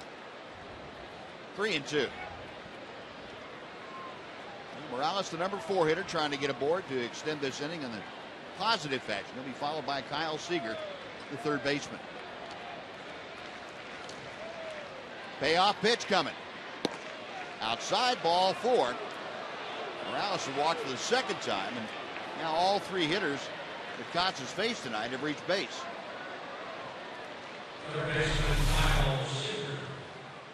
They're trying to backdoor that slider, and tell you what, that's a strike to David Murphy on the other side of the plate about 95% of the time. Mike Maddox out there to just give Neil Cox a little bit of breathing room. Then you get wrapped up in things going poorly for you, and sometimes your focus gets a little bit out of whack. Josh Lindblom, the right-hander, starting to loosen again in the Ranger bullpen out there in right center field. Now 1 on, 1 out. A couple of runs across here in the 7th inning. Kyle Seager is 2 for 3 tonight at the plate. Pair of singles. Also scored the tying run at the time last inning. Seager hitting at an even 280 as Cox works to him. Strike on the inside corner.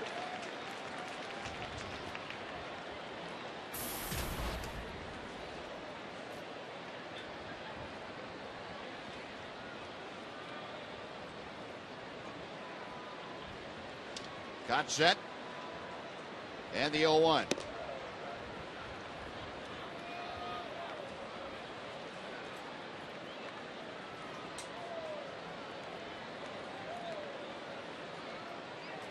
Seager just a couple of at-bats against Neil Cox. He's 1 for 2. Left-hander's next pitch. And that's fouled away. A ball and 2 strikes now.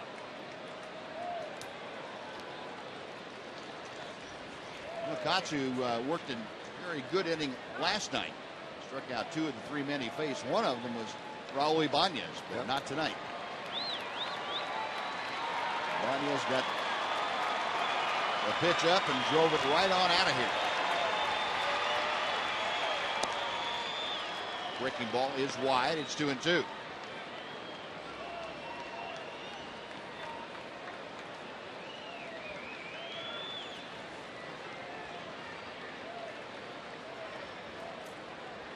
Cox a long look in. Brzezinski flashing the signs out. Now the left-hander's ready. The 2-2. That ball's hammered down the line to right. If it's fair, it's gone, and it hooks. Foul. The Ranger lefties are getting balls up and on the inside part of the plate to the Mariner lefties. And it's allowing them to have some pretty good swings right near the center square.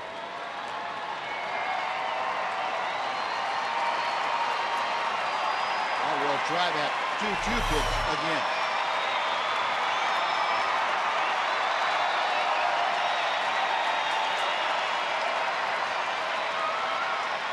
It's on the way.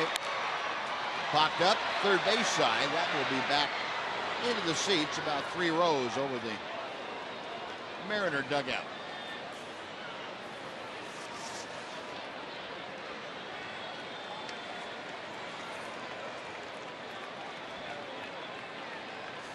The Seager back in. He is really battling.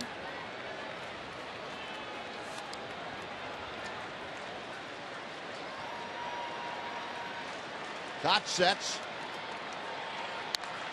And the ball lined to center field. On his horse. Leonis Martin can't get there. It's one hop off the wall. And now the stop sign put up at third for Kendrys Morales. But into second with a line shot double is Kyle Seager. Runners at second and third with one out, and Justin Smoke coming up. Seager got another pitch right in the center square. Generally, you don't see 4 pitches out of 7 from Neal right down the middle of the plate. But that's what happened in that at bat. And Seager continues to pound Ranger pitching. Last 2 days, 3 hits last night, 3 more tonight. Well, that's going to do it for Neil Kotz. Left-hander had a tough evening. He will leave having.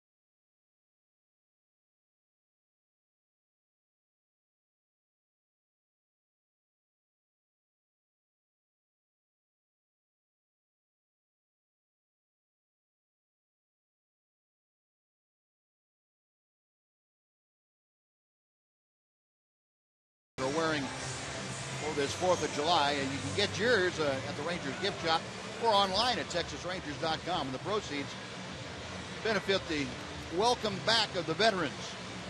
100% of the proceeds will benefit welcome back veterans, and be part of that great organization that the Rangers have back and Major League Baseball is back. WelcomeBackVeterans.org, to be specific. Again, you can go online if you want to. If you're about the ballpark, you can buy your Stars and Stripes cap and show your Ranger pride, along with helping the Welcome Back veterans. Josh Lindblom in to pitch for the Rangers. He's been called up a couple of times to start, this time to bolster the bullpen. Pitched a couple innings the other night. Those are his numbers on the season. Tough situation right here. 1 out, second and third. Rangers down by 2. Can't afford to give up any more runs. See if Josh can pitch out of this. Justin Smoke, the hitter, the Ranger infield, all the way in now. The first pitch to Smoke, who's turned around to hit from the left side, is outside for ball 1. Smoke tonight, 2 for 3. He has singled, doubled, and struck out. And Kendrys Morales, the runner at third. Kyle Seager out at second. Lindblom from the stretch. And Smoke pops one foul behind home plate. That will reach the seats. It's a ball and a strike. Well, Smoke's been up almost 200 times. He's only driven in 13 runs. One of his problems, his big problem, has been he's hit somewhere around 140 with men in scoring position. Had a couple of opportunities so far in the series in these situations. Hasn't cashed in yet. Lindblom, a check of the runners. The 1-1 pitch. High and tight.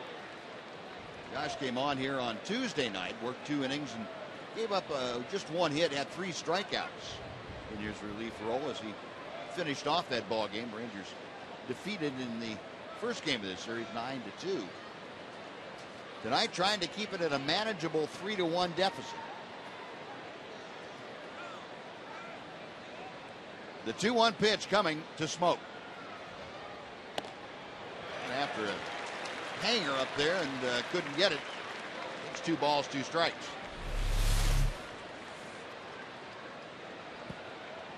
That was one of those hangers that was too high. Yep.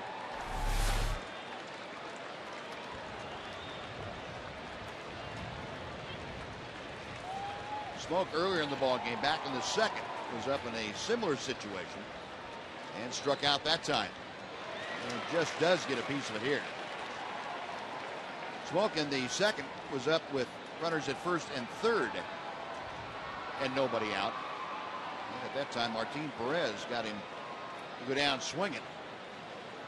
Now with second and third and 1 out. Chance to really do some damage against the Rangers. Lindblom trying to prevent that. Josh ready. And again the 2-2. Popped up. Foul territory. Third base side. Beltre over at the railing, but it's back 6 rows. We'll come back and try it again. Breeze is picked up, blowing in from center field. So any ball in the area where that last pop foul was will be blown back into the stands. Didn't have much of a breeze to start off with, but it's starting to pick up to its summer intensity. Humidity's a little bit higher. Temperature's still pretty mild, 83 degrees. Breaking ball in the dirt. Pierzynski can't find it. Now he locates it, and Morales, not the fastest of runners. He didn't want to take a chance. The count has gone full.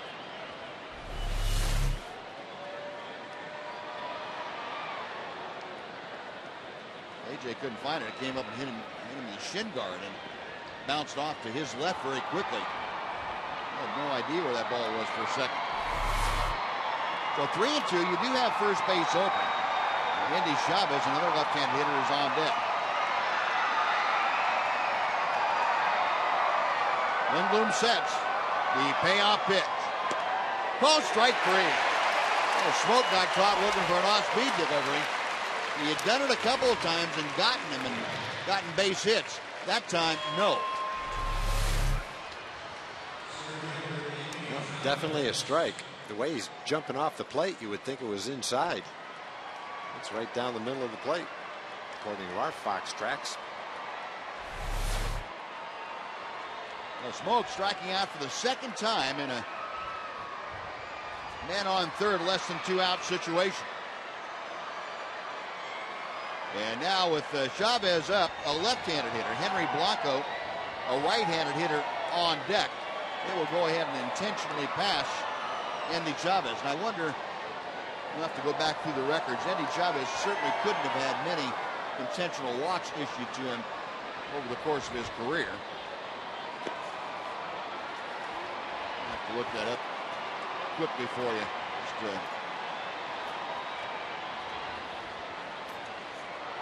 ball 3 is on the way. Now in his stats, they don't have intentional walks for Chavez, so I can't tell you.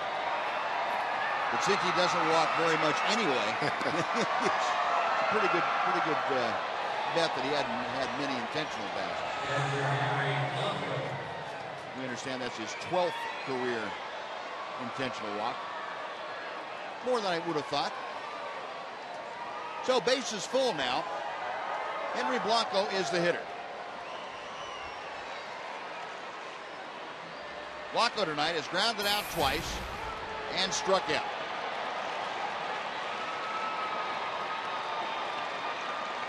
Lindblom a check of the runners and the first pitch. Line to center field. Leonis Martin to his right. He's there to capture it, and that will do it. But the Mariners come up with a couple of runs. They had 3 hits and strand 3.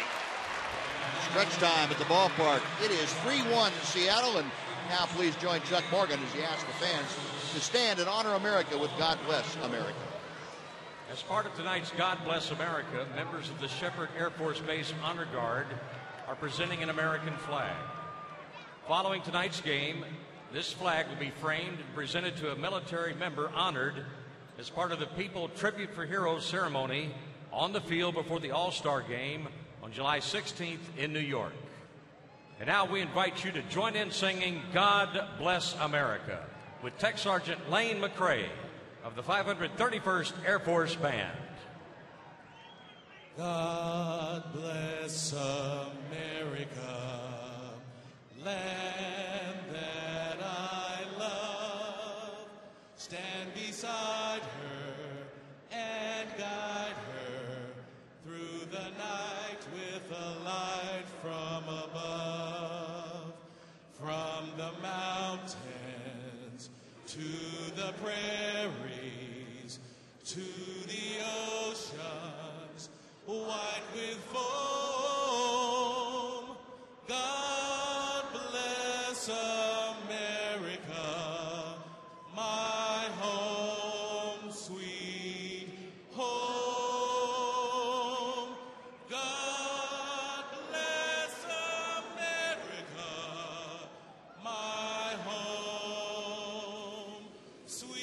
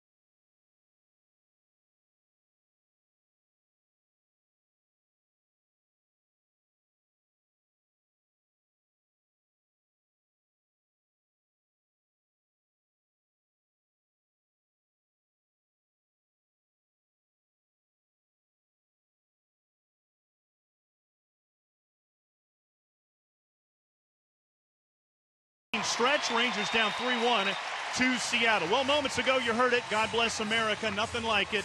And that Texas tradition had a special flag that was part of that ceremony. The honor guard folded it. It will be framed. And the next time we see that flag will be at the All-Star Game at Citi Field in New York on July 16th.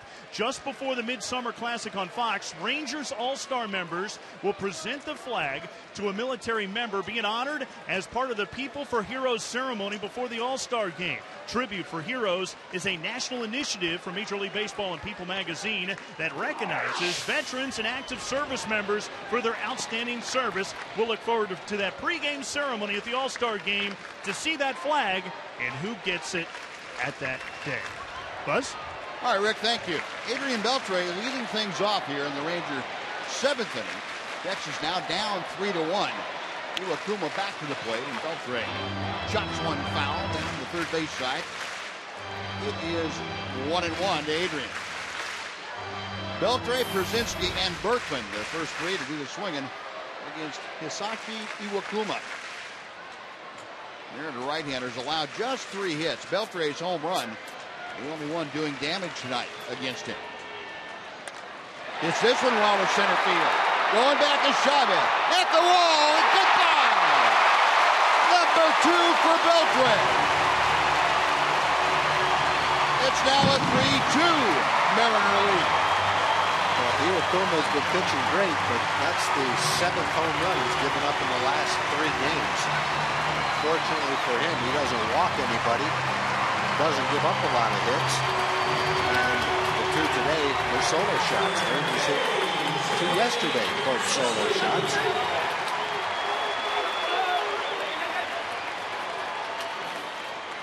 David Murphy come close a couple of times to the grass out in center field. Adrian got the grass that time. Well, Beltray with his 16th home run of the year. Well, 3-2 now, and A.J. Przinsky lines one to right center field. That's in for a hit. Up the alley, Przinsky going for 2 and puts the brakes on. Bay got to it pretty quickly, and A.J. had a big turn and had to slam on the left foot to get himself stopped. Well, that was a center square shot for Adrian. Iwakuma looks now. I think he had a pretty good idea where it was going to end up, though. Golden retriever out there.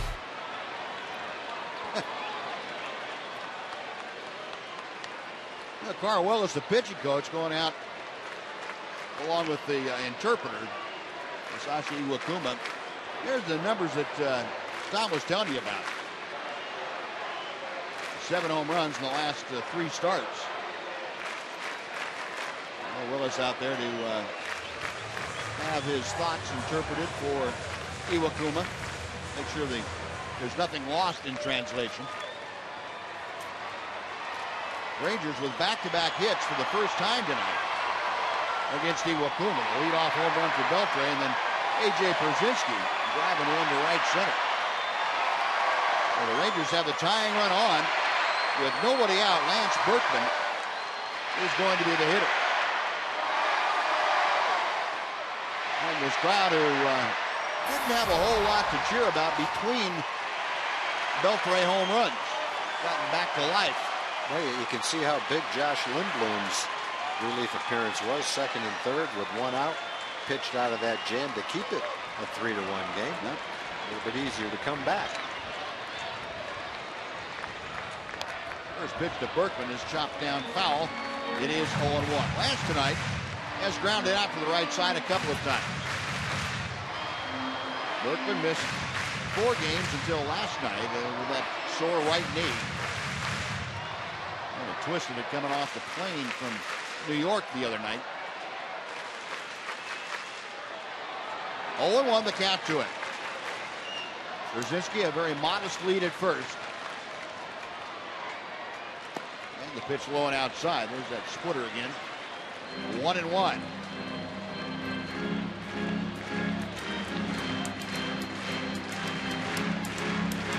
Iwakuma, a pretty modest pitch count. 85 is all, and 54 of those have been for strikes. Right-hander coming back to the plate. That is low and outside. 2-1.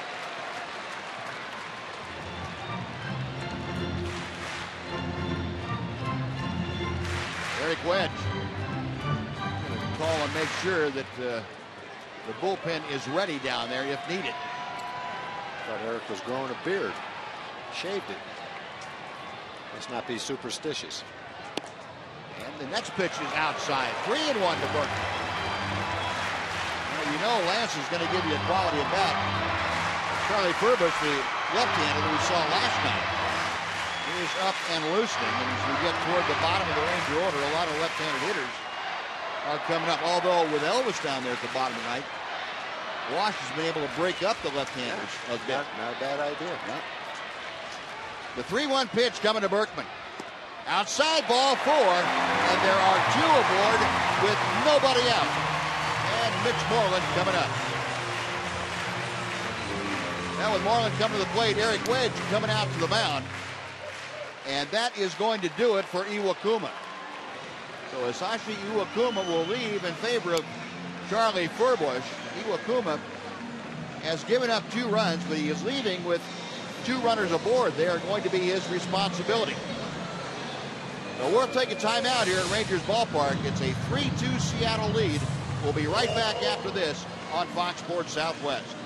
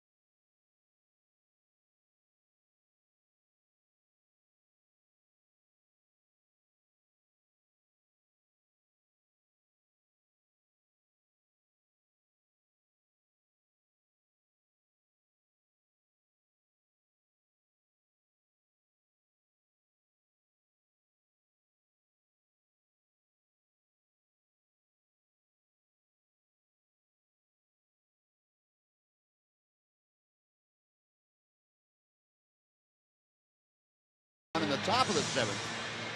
Here in the bottom of the 7th, they've had a Beltre home run, a Pierzynski single, a Berkman walk, and now Charlie Furbush has come on to take over on the mound. Charlie Furbush pitched the other night. Tough on lefties. Got a 91 to 94 mile an hour fastball and that sweeping slurve that he throws that's very difficult on left-hand hitters. He struck out 45 in 31 innings. Opponent's batting average 175. Well, Furbush on to face Mitch Moreland. You have A.J. Pierzynski, the runner at second base. Berkman walked, and he has been pinch run for by Angel Beltre. Well, Beltre with his great wheels over at first. He's carrying the go-ahead run here in the 7th inning. Moreland at the plate 0 for 2, a couple of ground balls to second. Moreland faced Furbush last night and lined to second. No bunt, and Mitch fouls back the first pitch. It's 0-1.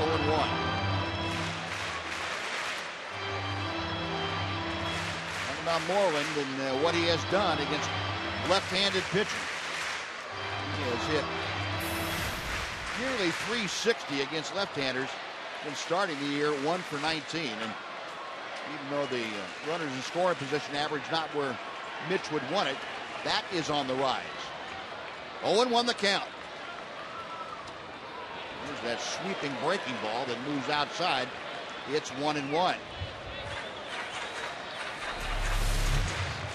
play by Blanco behind the plate.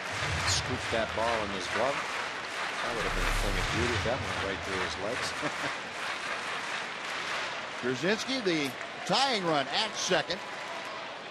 And Angel Beltre over at first, carrying the go-ahead run. 1 ball, 1 strike. A big breaking ball that started right at Moreland and came over to the inside corner. It's 1-2. And Farquhar, the right-hander, now loosening in support of Charlie Furbush.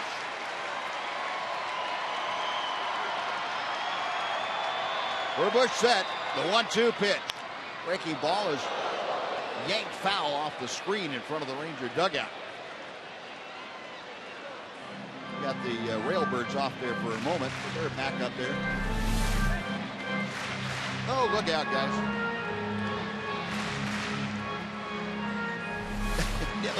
Billy Cruz wasn't too worried about it. No. Well, he had Beltre in front of him. There was a guy with whose hands I was going to trust to be his. Again, the 1-2 pitch will be coming. Up the middle, headed towards center. It's in for a base hit. Brzezinski around third will score. Into third, Angel Beltre. Mitch Moreland against a left-hander again. Ties this ball game at 3 with a base hit. The ball is due to start rolling in the Rangers' favor. And that little roller did. It was exactly halfway between the shortstop and the second baseman. It found a hole. The pinch runner, Angel Beltre, is able to go all the way to third. Now you've got the go-ahead run at third base, first and third, and nobody out. Well, Mitch Moreland has not had a great time since coming back off the disabled list. Not a bigger hit as we see in the last few games from anybody. Well, Mitch with the RBI. It's a 3-3 game. Here's Elvis with the infield pulled in. And he pops one foul that will reach the seats on the first base side. It is 0-1. Elvis 1 for 2 tonight. Grounded back to the mound in the third. In the fifth, he singled to left field. Got Angel Beltre at third. Mitch Moreland at first. There's Angel, the pinch runner. Burbush ready. The 0-1 pitch instead is a toss to first. And Moreland back.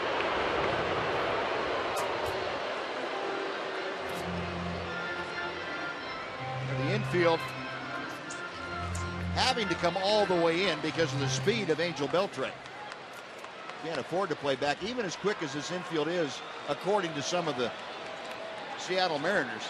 Still have to play in because of the speed of Beltre. Off the end of the bat, that is cued foul, and the count goes to 0-2 to Elvis. Left-hand hitter coming up next, so big at bat for Elvis right here. Burbush very tough on lefties. For Elvis, you got to make some contact right here. Concentrate. Line the ball to the outfield. There's 300-foot line drive somewhere. Beltre and Moreland at the corners. 0-2 to Andrews. Line drive, left field. Comes Ibanez. He makes the catch. Beltre tagging. Here comes the throw. The side, he's safe. A sacrifice line drive by Elvis Andrews, and the Rangers lead 4-3. Well, that was a very judicious pinch runner right there. Questionable with Lance's knees whether he could have gone to third base on that ground ball. And if he did, he wouldn't have beaten Ibanez's throw to the plate. So that's where having a speed guy like Beltre on the bench to use late in the game for a pinch runner really came in handy. That was a strong throw by Ibanez.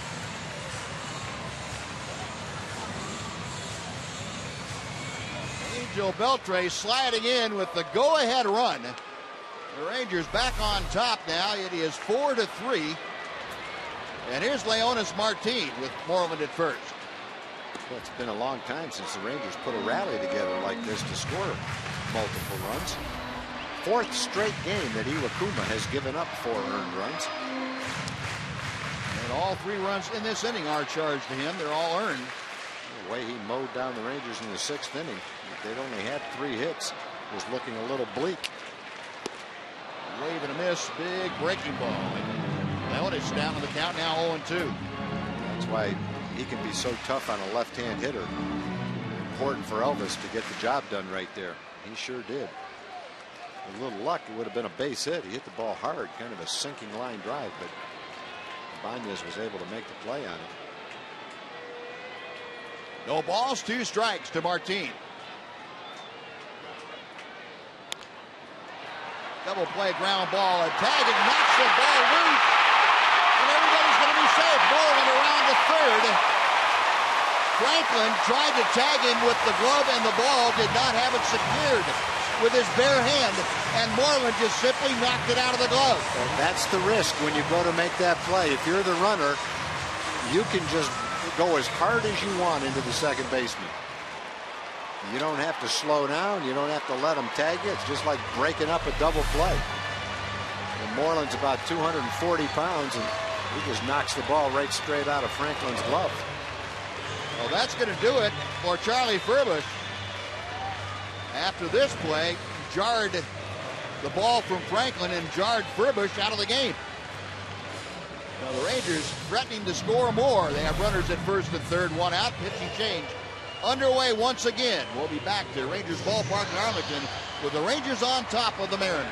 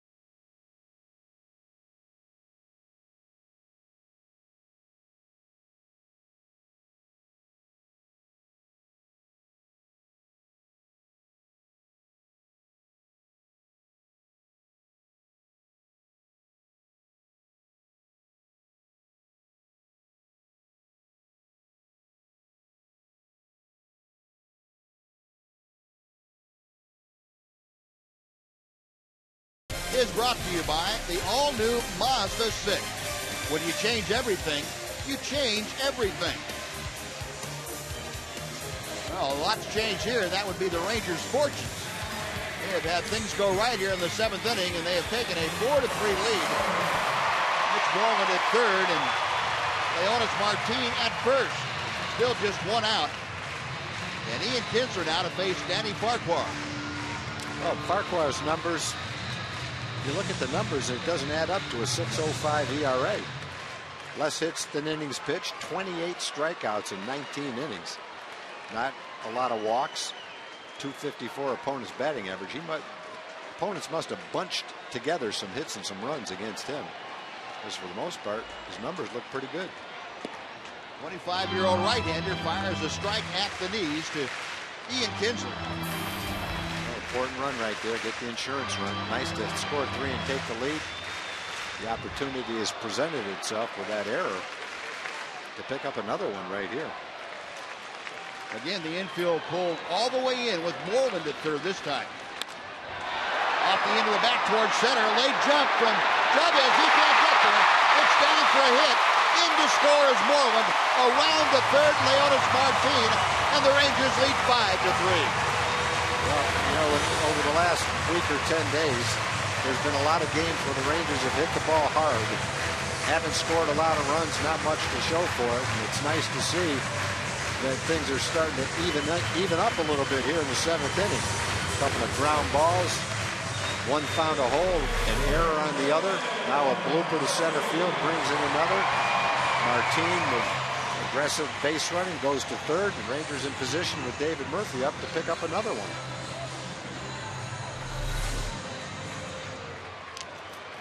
Well, Ian Kinsler with the RBI, his 31st of the year. Here's David Murphy, who was hit in tough luck tonight. 0 for 3, and he shoots one to first. Smoke will step on the bag. Now they got Kinsler in a rundown. Here comes the play to the plate. The slide, he's out. Leonis Martin trying to come down the line. Did it at the right time. Just have to credit Seattle with very good defensive execution.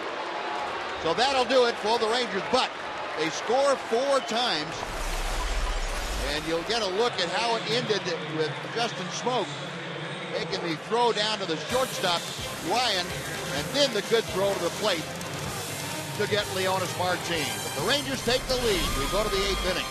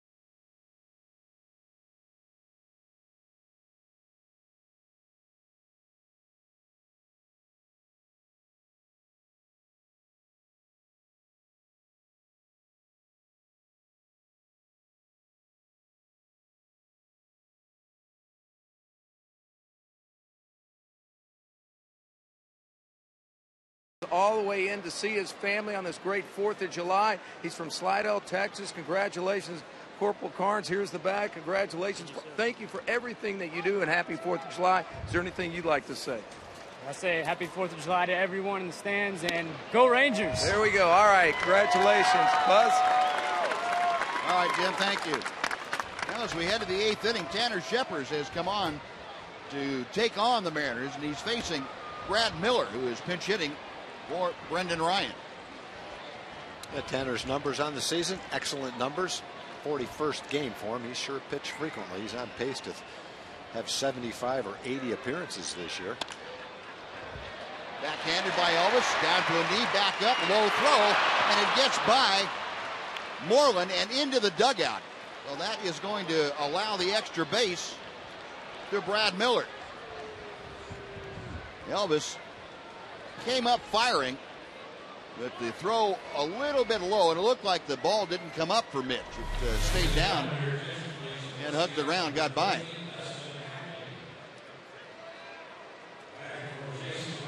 So that's going to go as an infield single and a throwing error for Elvis.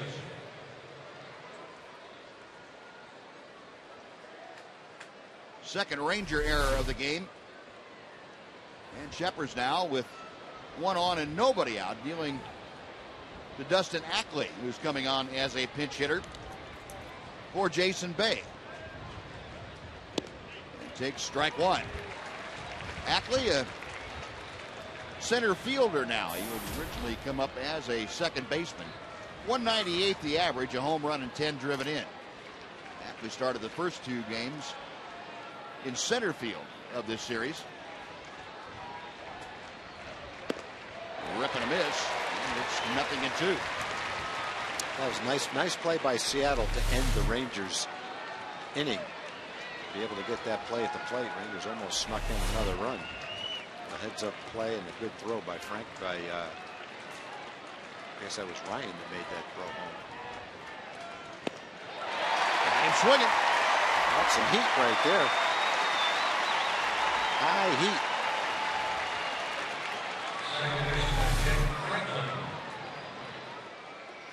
Back-to-back 96-mile-an-hour fastballs. The one away, and now Nick Franklin, the switch-hitting second baseman, will step in.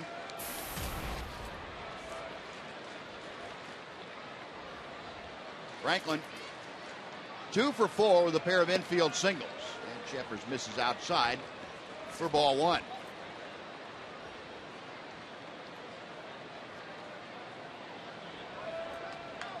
Miller at second, one out here in the top of the 8th inning. Rangers leading 5-3. Shepard, a check of second. Now time called. Mentioned that Tanner struggled a little bit the last couple of times out, and certainly the workload has something to do with it, but Tanner felt his mechanics were a little bit off too.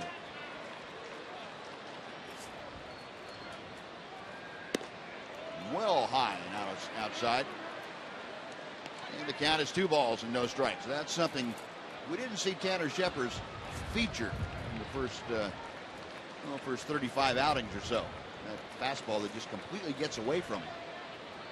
Lately, although it's been a bit of a problem for him to get the ball down a little bit. Right down there is a good spot. 2-1.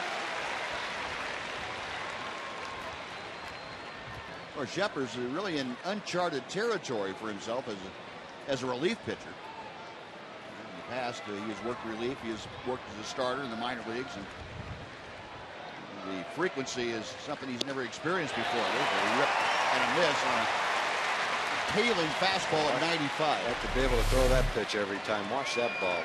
Looks like it hit something and kicked to the right. Got about 2/3 of the way to the plate and just went straight to the right. Imagine Looks somebody like he'd be able to bottle that thing up. Yeah. Imagine somebody throwing you a ball from first base and trying to hit it. Be about the same angle. 2-2. Got him swinging. Back-to-back punch outs. And nothing fancy about that. 2 gone. 96 miles an hour. Here it is. He struck out the young guys with 96-mile-an-hour heat, but better be careful to the old guy right here. He's swinging like a young guy. Ibanez swinging the bat like he did 7 or 8 years ago right now. He can keep it away from him. I think that would be the wise thing to do when a home run can tie the game. Absolutely. That one tailing away at 95 miles an hour sure looks good. Here's a base hit to center. That's going to score a run. Around third is Miller. He will score. It's a 5-4 game as Ibanez got a pitch right down the middle. A fastball that he has ripped right up the middle of the diamond, and Tanner Scheppers not able to locate that first pitch, and Ibanez made him pay. 4 straight hits for Ibanez. Now he's trying to throw him in, and the ball tails, but right back to the middle of the plate.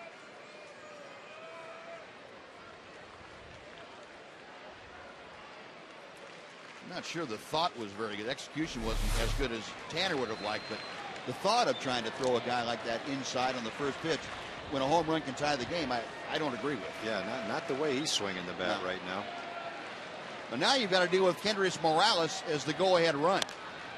And that pitch is laced foul down the left side and well back into the seats. No balls and a strike. Morales, a pair of walks tonight. He's also lined out twice, once to short and once to left. Ranger outfield playing in the no doubles alignment. They are extremely deep.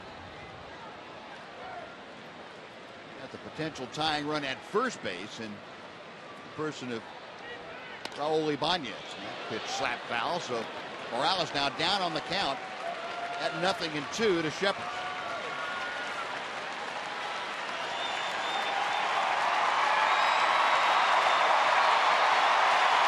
Sixth sellout of the year, 46,476. And they are coming to their feet. 0-2 pitch. 1-2.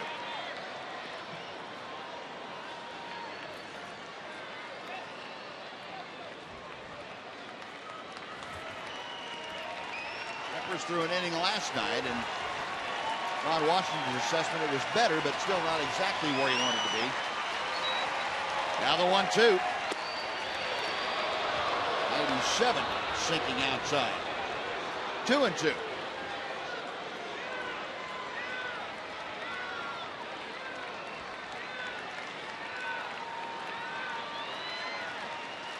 Eric Wedge has the right men as far as he's concerned up there. Line drive caught by Moreland.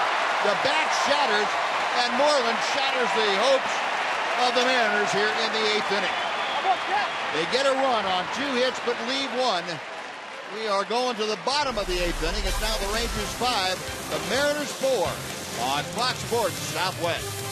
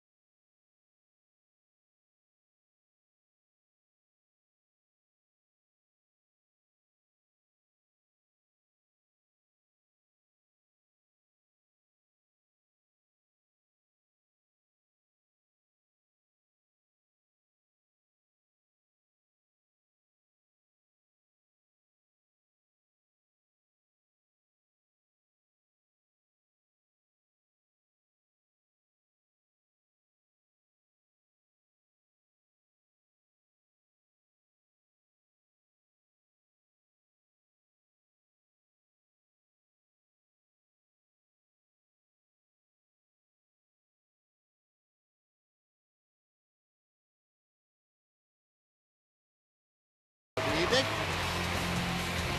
Red, white, and blue in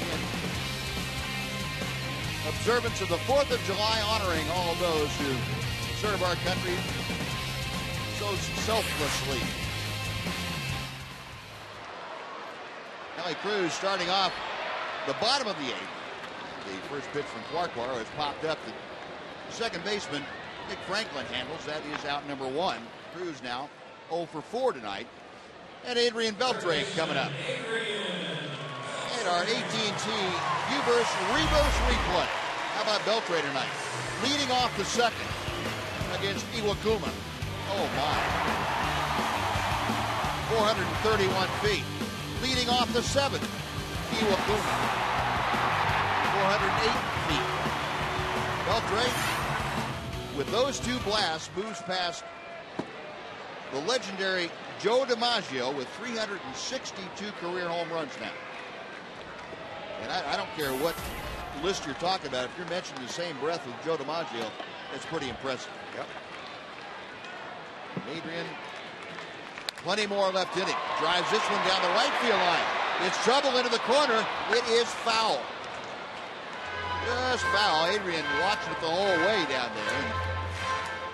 And just tailed off.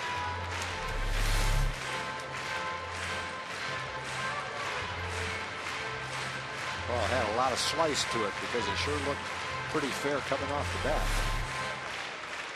Might have noticed Indy Chavez now as the right fielder. His pinch hitters in the top of the 8th necessitated some defensive changes. Chavez moving from center over to right. Check swing. The breaking ball is a bit low. A new center fielder for the Mariners. That's Dustin Ackland. The new shortstop taking over for Brendan Ryan. That would be Brad Miller. 2-1 the count. Now 3-1. Beltre watches that breaking ball dart outside.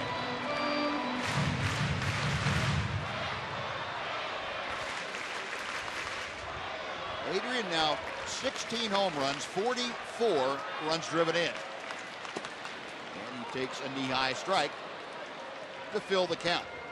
Beltre trying to get aboard with 1 out. He'll be followed by the Ranger catcher, A.J. Brzezinski.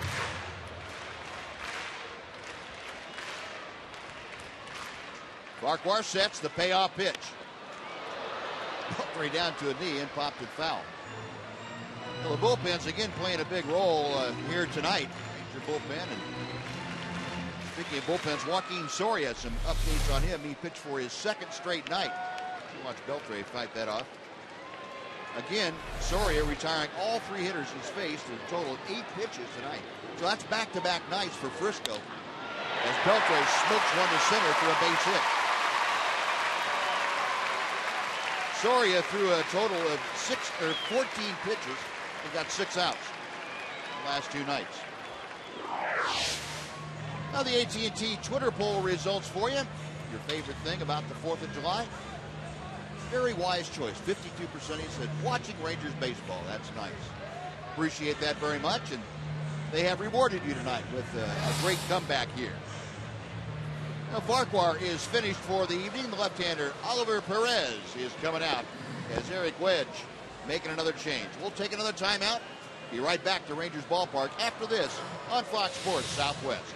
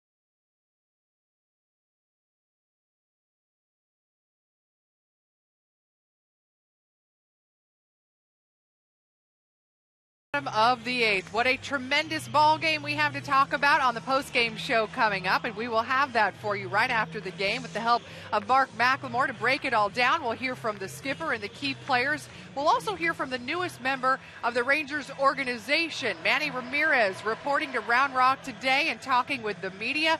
We will hear his thoughts as he joins this organization, and it is the 4th of July, which means we've got to talk hot dog eating contest. You will not want to miss and hear and see all of those gory details. Buzz and Tom, that's all coming up on Rangers Eye, presented by Esurance. But first, back to you. Sounds great, Dana. Thank you very much. Well, the Rangers now facing the 31-year-old left-hander, Oliver Perez. Oh, great numbers for Oliver Perez. 1.47 ERA. 43 strikeouts in 30 innings. That tells you he's had overpowering stuff. Adrian Beltre, the runner at first, after a 1-out single.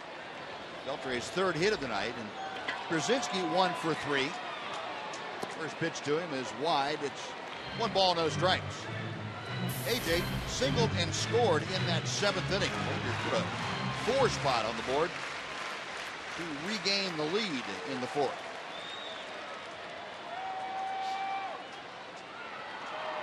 Perez, the veteran left-hander, back to the plate. Deals a strike knee high. It is 1-1. Perez came on to work the 9th inning, final inning of that 9-2 Mariner win here on Tuesday night. Check that, he worked the 8th inning. This is outside. It's now 2-1. To Krasinski. Rangers 5 runs on 8 hits. Mariners 4 runs on 13 hits. Rangers committed 2 errors. The Mariners 1. Kind of a wild and woolly game after a fairly calm start.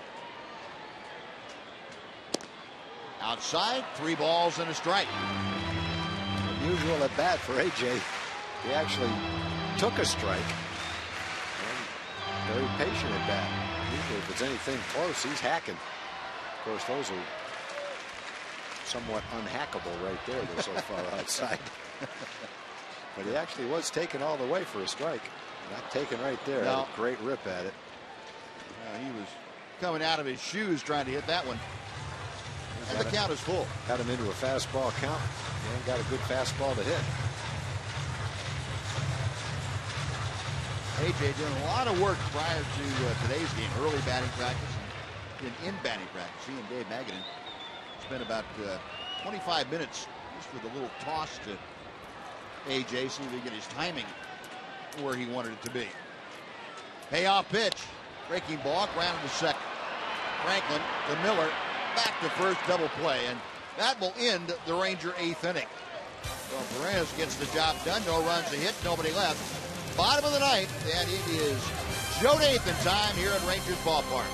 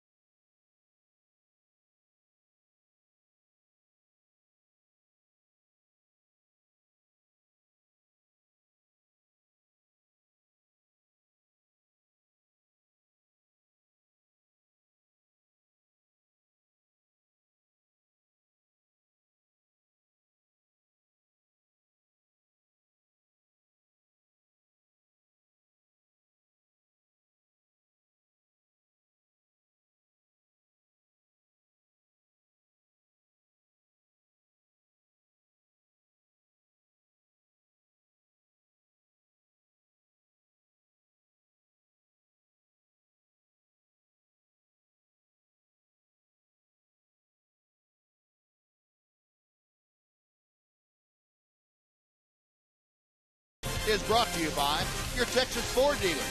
Don't miss the Ford Summer Spectacular featuring blockbuster deals. Now playing at your best in Texas Ford dealers. And by AT&T U-Burst TV. Check availability at 1-800-PIC-ATT. Rethink possible. The 9th inning has arrived here at Rangers Ballpark. Rangers clinging to a 5-4 lead. The Ranger closer, and soon to be named All-Star closer, I would have to say, Joe Nathan on for what would be his 28th save and his 29th opportunity. Well, we've seen a lot of relievers coming in tonight with pretty good numbers. Joe going for save number 28 out of 29. His ERA is below 1.5. 153 opponent's batting average. Going to face the hot Kyle Seager. He's had 3 hits in the game. Ibanez has had 4 hits in the game. Joe going to try to make sure Seager doesn't get 4 hits in the game. Nathan last night worked the 9th inning in that tie ball game. He faced Zunino, Miller, and Bay. And Seager takes strike 1 on the slider. Last night, Nathan struck out 2 of the 3. Struck out Bay and Miller. Tonight, Seager, Smoke, and Chavez, the first 3 scheduled. 0-1 pitch. 1-1.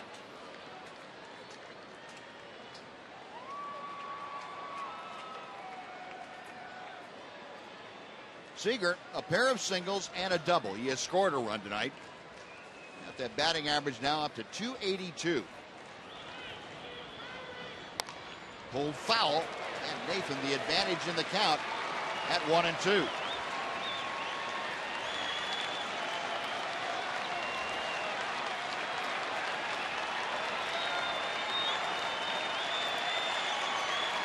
Crowd starting to get into it here in the 9th inning. 6th sellout of the year. Watching Joe Nathan trying to close out this 9th inning. Popped up.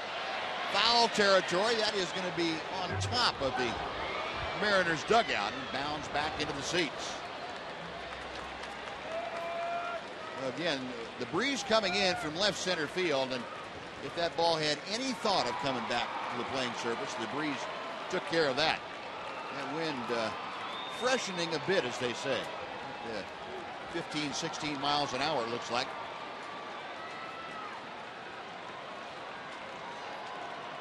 Nathan hands together in front of him. Big sigh and goes into the wind. Again, the 1-2 pitch. Hit well to right field. Going back is Cruz. He's at the wall. Makes the catch. Up against the padding. I thought that ball was gone off the bat. Must have had a little top spin on it. Didn't carry, and Nelly got it right at the wall. Wow. That Seager is swinging the bat, boy. A little bit out in front of it. Might not have gotten everything behind it either. Hit the curveball, and you saw Joe Nathan's reaction, asking A.J. Przinsky, was that a bad pitch? It didn't look terrible. No, it wasn't awful. It was up a little bit more, I guess, than you would say would be ideal. But boy, you got to give Seager credit when he's swinging the bat this way. Yeah, he can hit some pretty close to good pitches. So 1 away, and the collective heart's starting to beat again here at Rangers Ballpark. And Justin Smoke, the hitter. That's one of those times, Buzz, where it paid dividends to be playing no doubles, playing deep like that. Yeah. Smoke 2 for 4 tonight. Justin now hitting in an even 260 as he faces Nathan.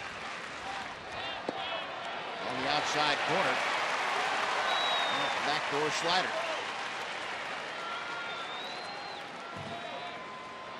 1 ball and 1 strike.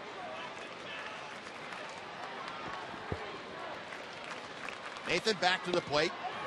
Oh, that just missed. 2-1 to Smoke. Mariners have left 12 men on tonight. The Rangers only 3. Ranger pitchers have pitched out of some serious jams, especially Martin Perez early in the game. Yeah. In one inning where they had 1st and 3rd and nobody out, pitched out of it. Nathan's 2-1 pitch. Chop foul, and it's 2-2. And a real nice job by Josh Lindblom. He came in and inherited a jam and pitched his way out of it. Yeah, right now that stands to be the biggest couple of outs that anybody's gotten for the Rangers tonight. He came in 2nd and 3rd and 1 out, struck out Smoke. Nathan facing Smoke. 2 balls, 2 strikes. Smoke will back out and replant that foot. Justin Smoke 2 out of 5 in his career against Nathan. The 2-2. Got him swinging. Big curveball, and Smoke has gone on strike. 2 out.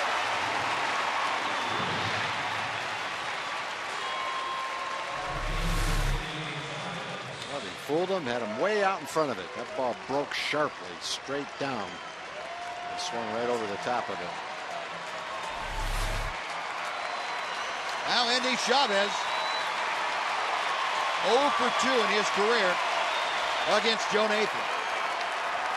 Chavez tonight is 0 for 2. He's grounded out twice and a couple of walks. Fouled away, it's 0-1, and well, this crowd of 46,500 on their feet at Rangers Ballpark. I'll get Chavez right here, and there's going to be a lot of people enjoying the fireworks tonight. 1 more big out to go. Nathan rocks and deals. Line drive, base hit to right field. So Chavez keeps it going. He just served one into right for his first hit of the night. And Michael Saunders now has come out into the on-deck circle to grab a bat and hit for Henry Blanco. So Chavez now has created a little bit of a dilemma because he has very good speed at first base. He is carrying the tying run. And Michael Saunders, the left-handed hitter, is coming to the plate.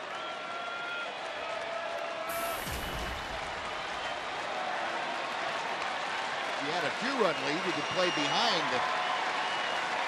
the runner at first, Chavez, but as he's carrying the tying run, you can't do that.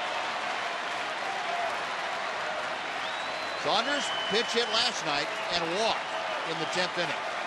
And it was a big walk. He came around to score on Seager's home run. He takes a strike from Nathan.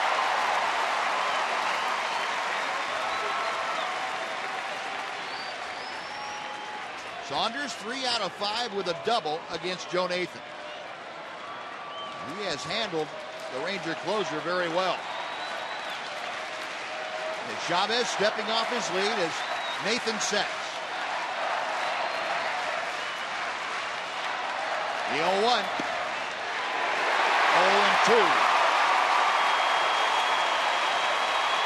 The crowd ratcheting up an noise.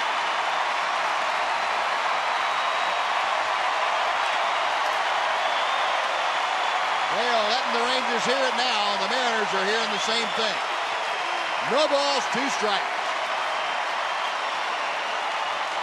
Nathan okays the sign. He's ready.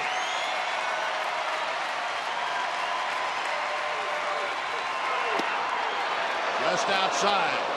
Joe popped that fastball with a little extra, 95 miles an hour. Tried to paint the outside corner with it. It's amazing what a roaring crowd will get you to do. Gets your adrenaline pumping. Sure does. 92 turns into 95. And the din is rising once again. 1 ball, 2 strikes.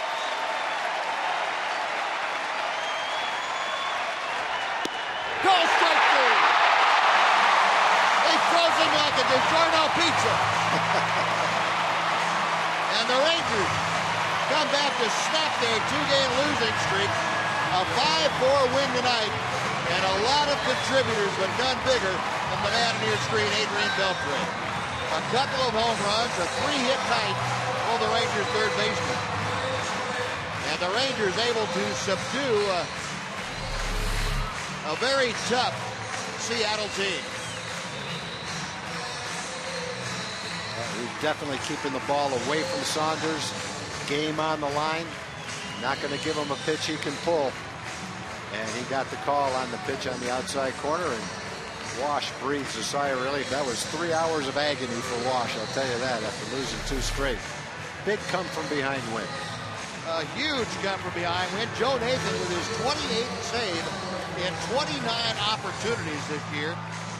And that is 15 straight now for Nathan.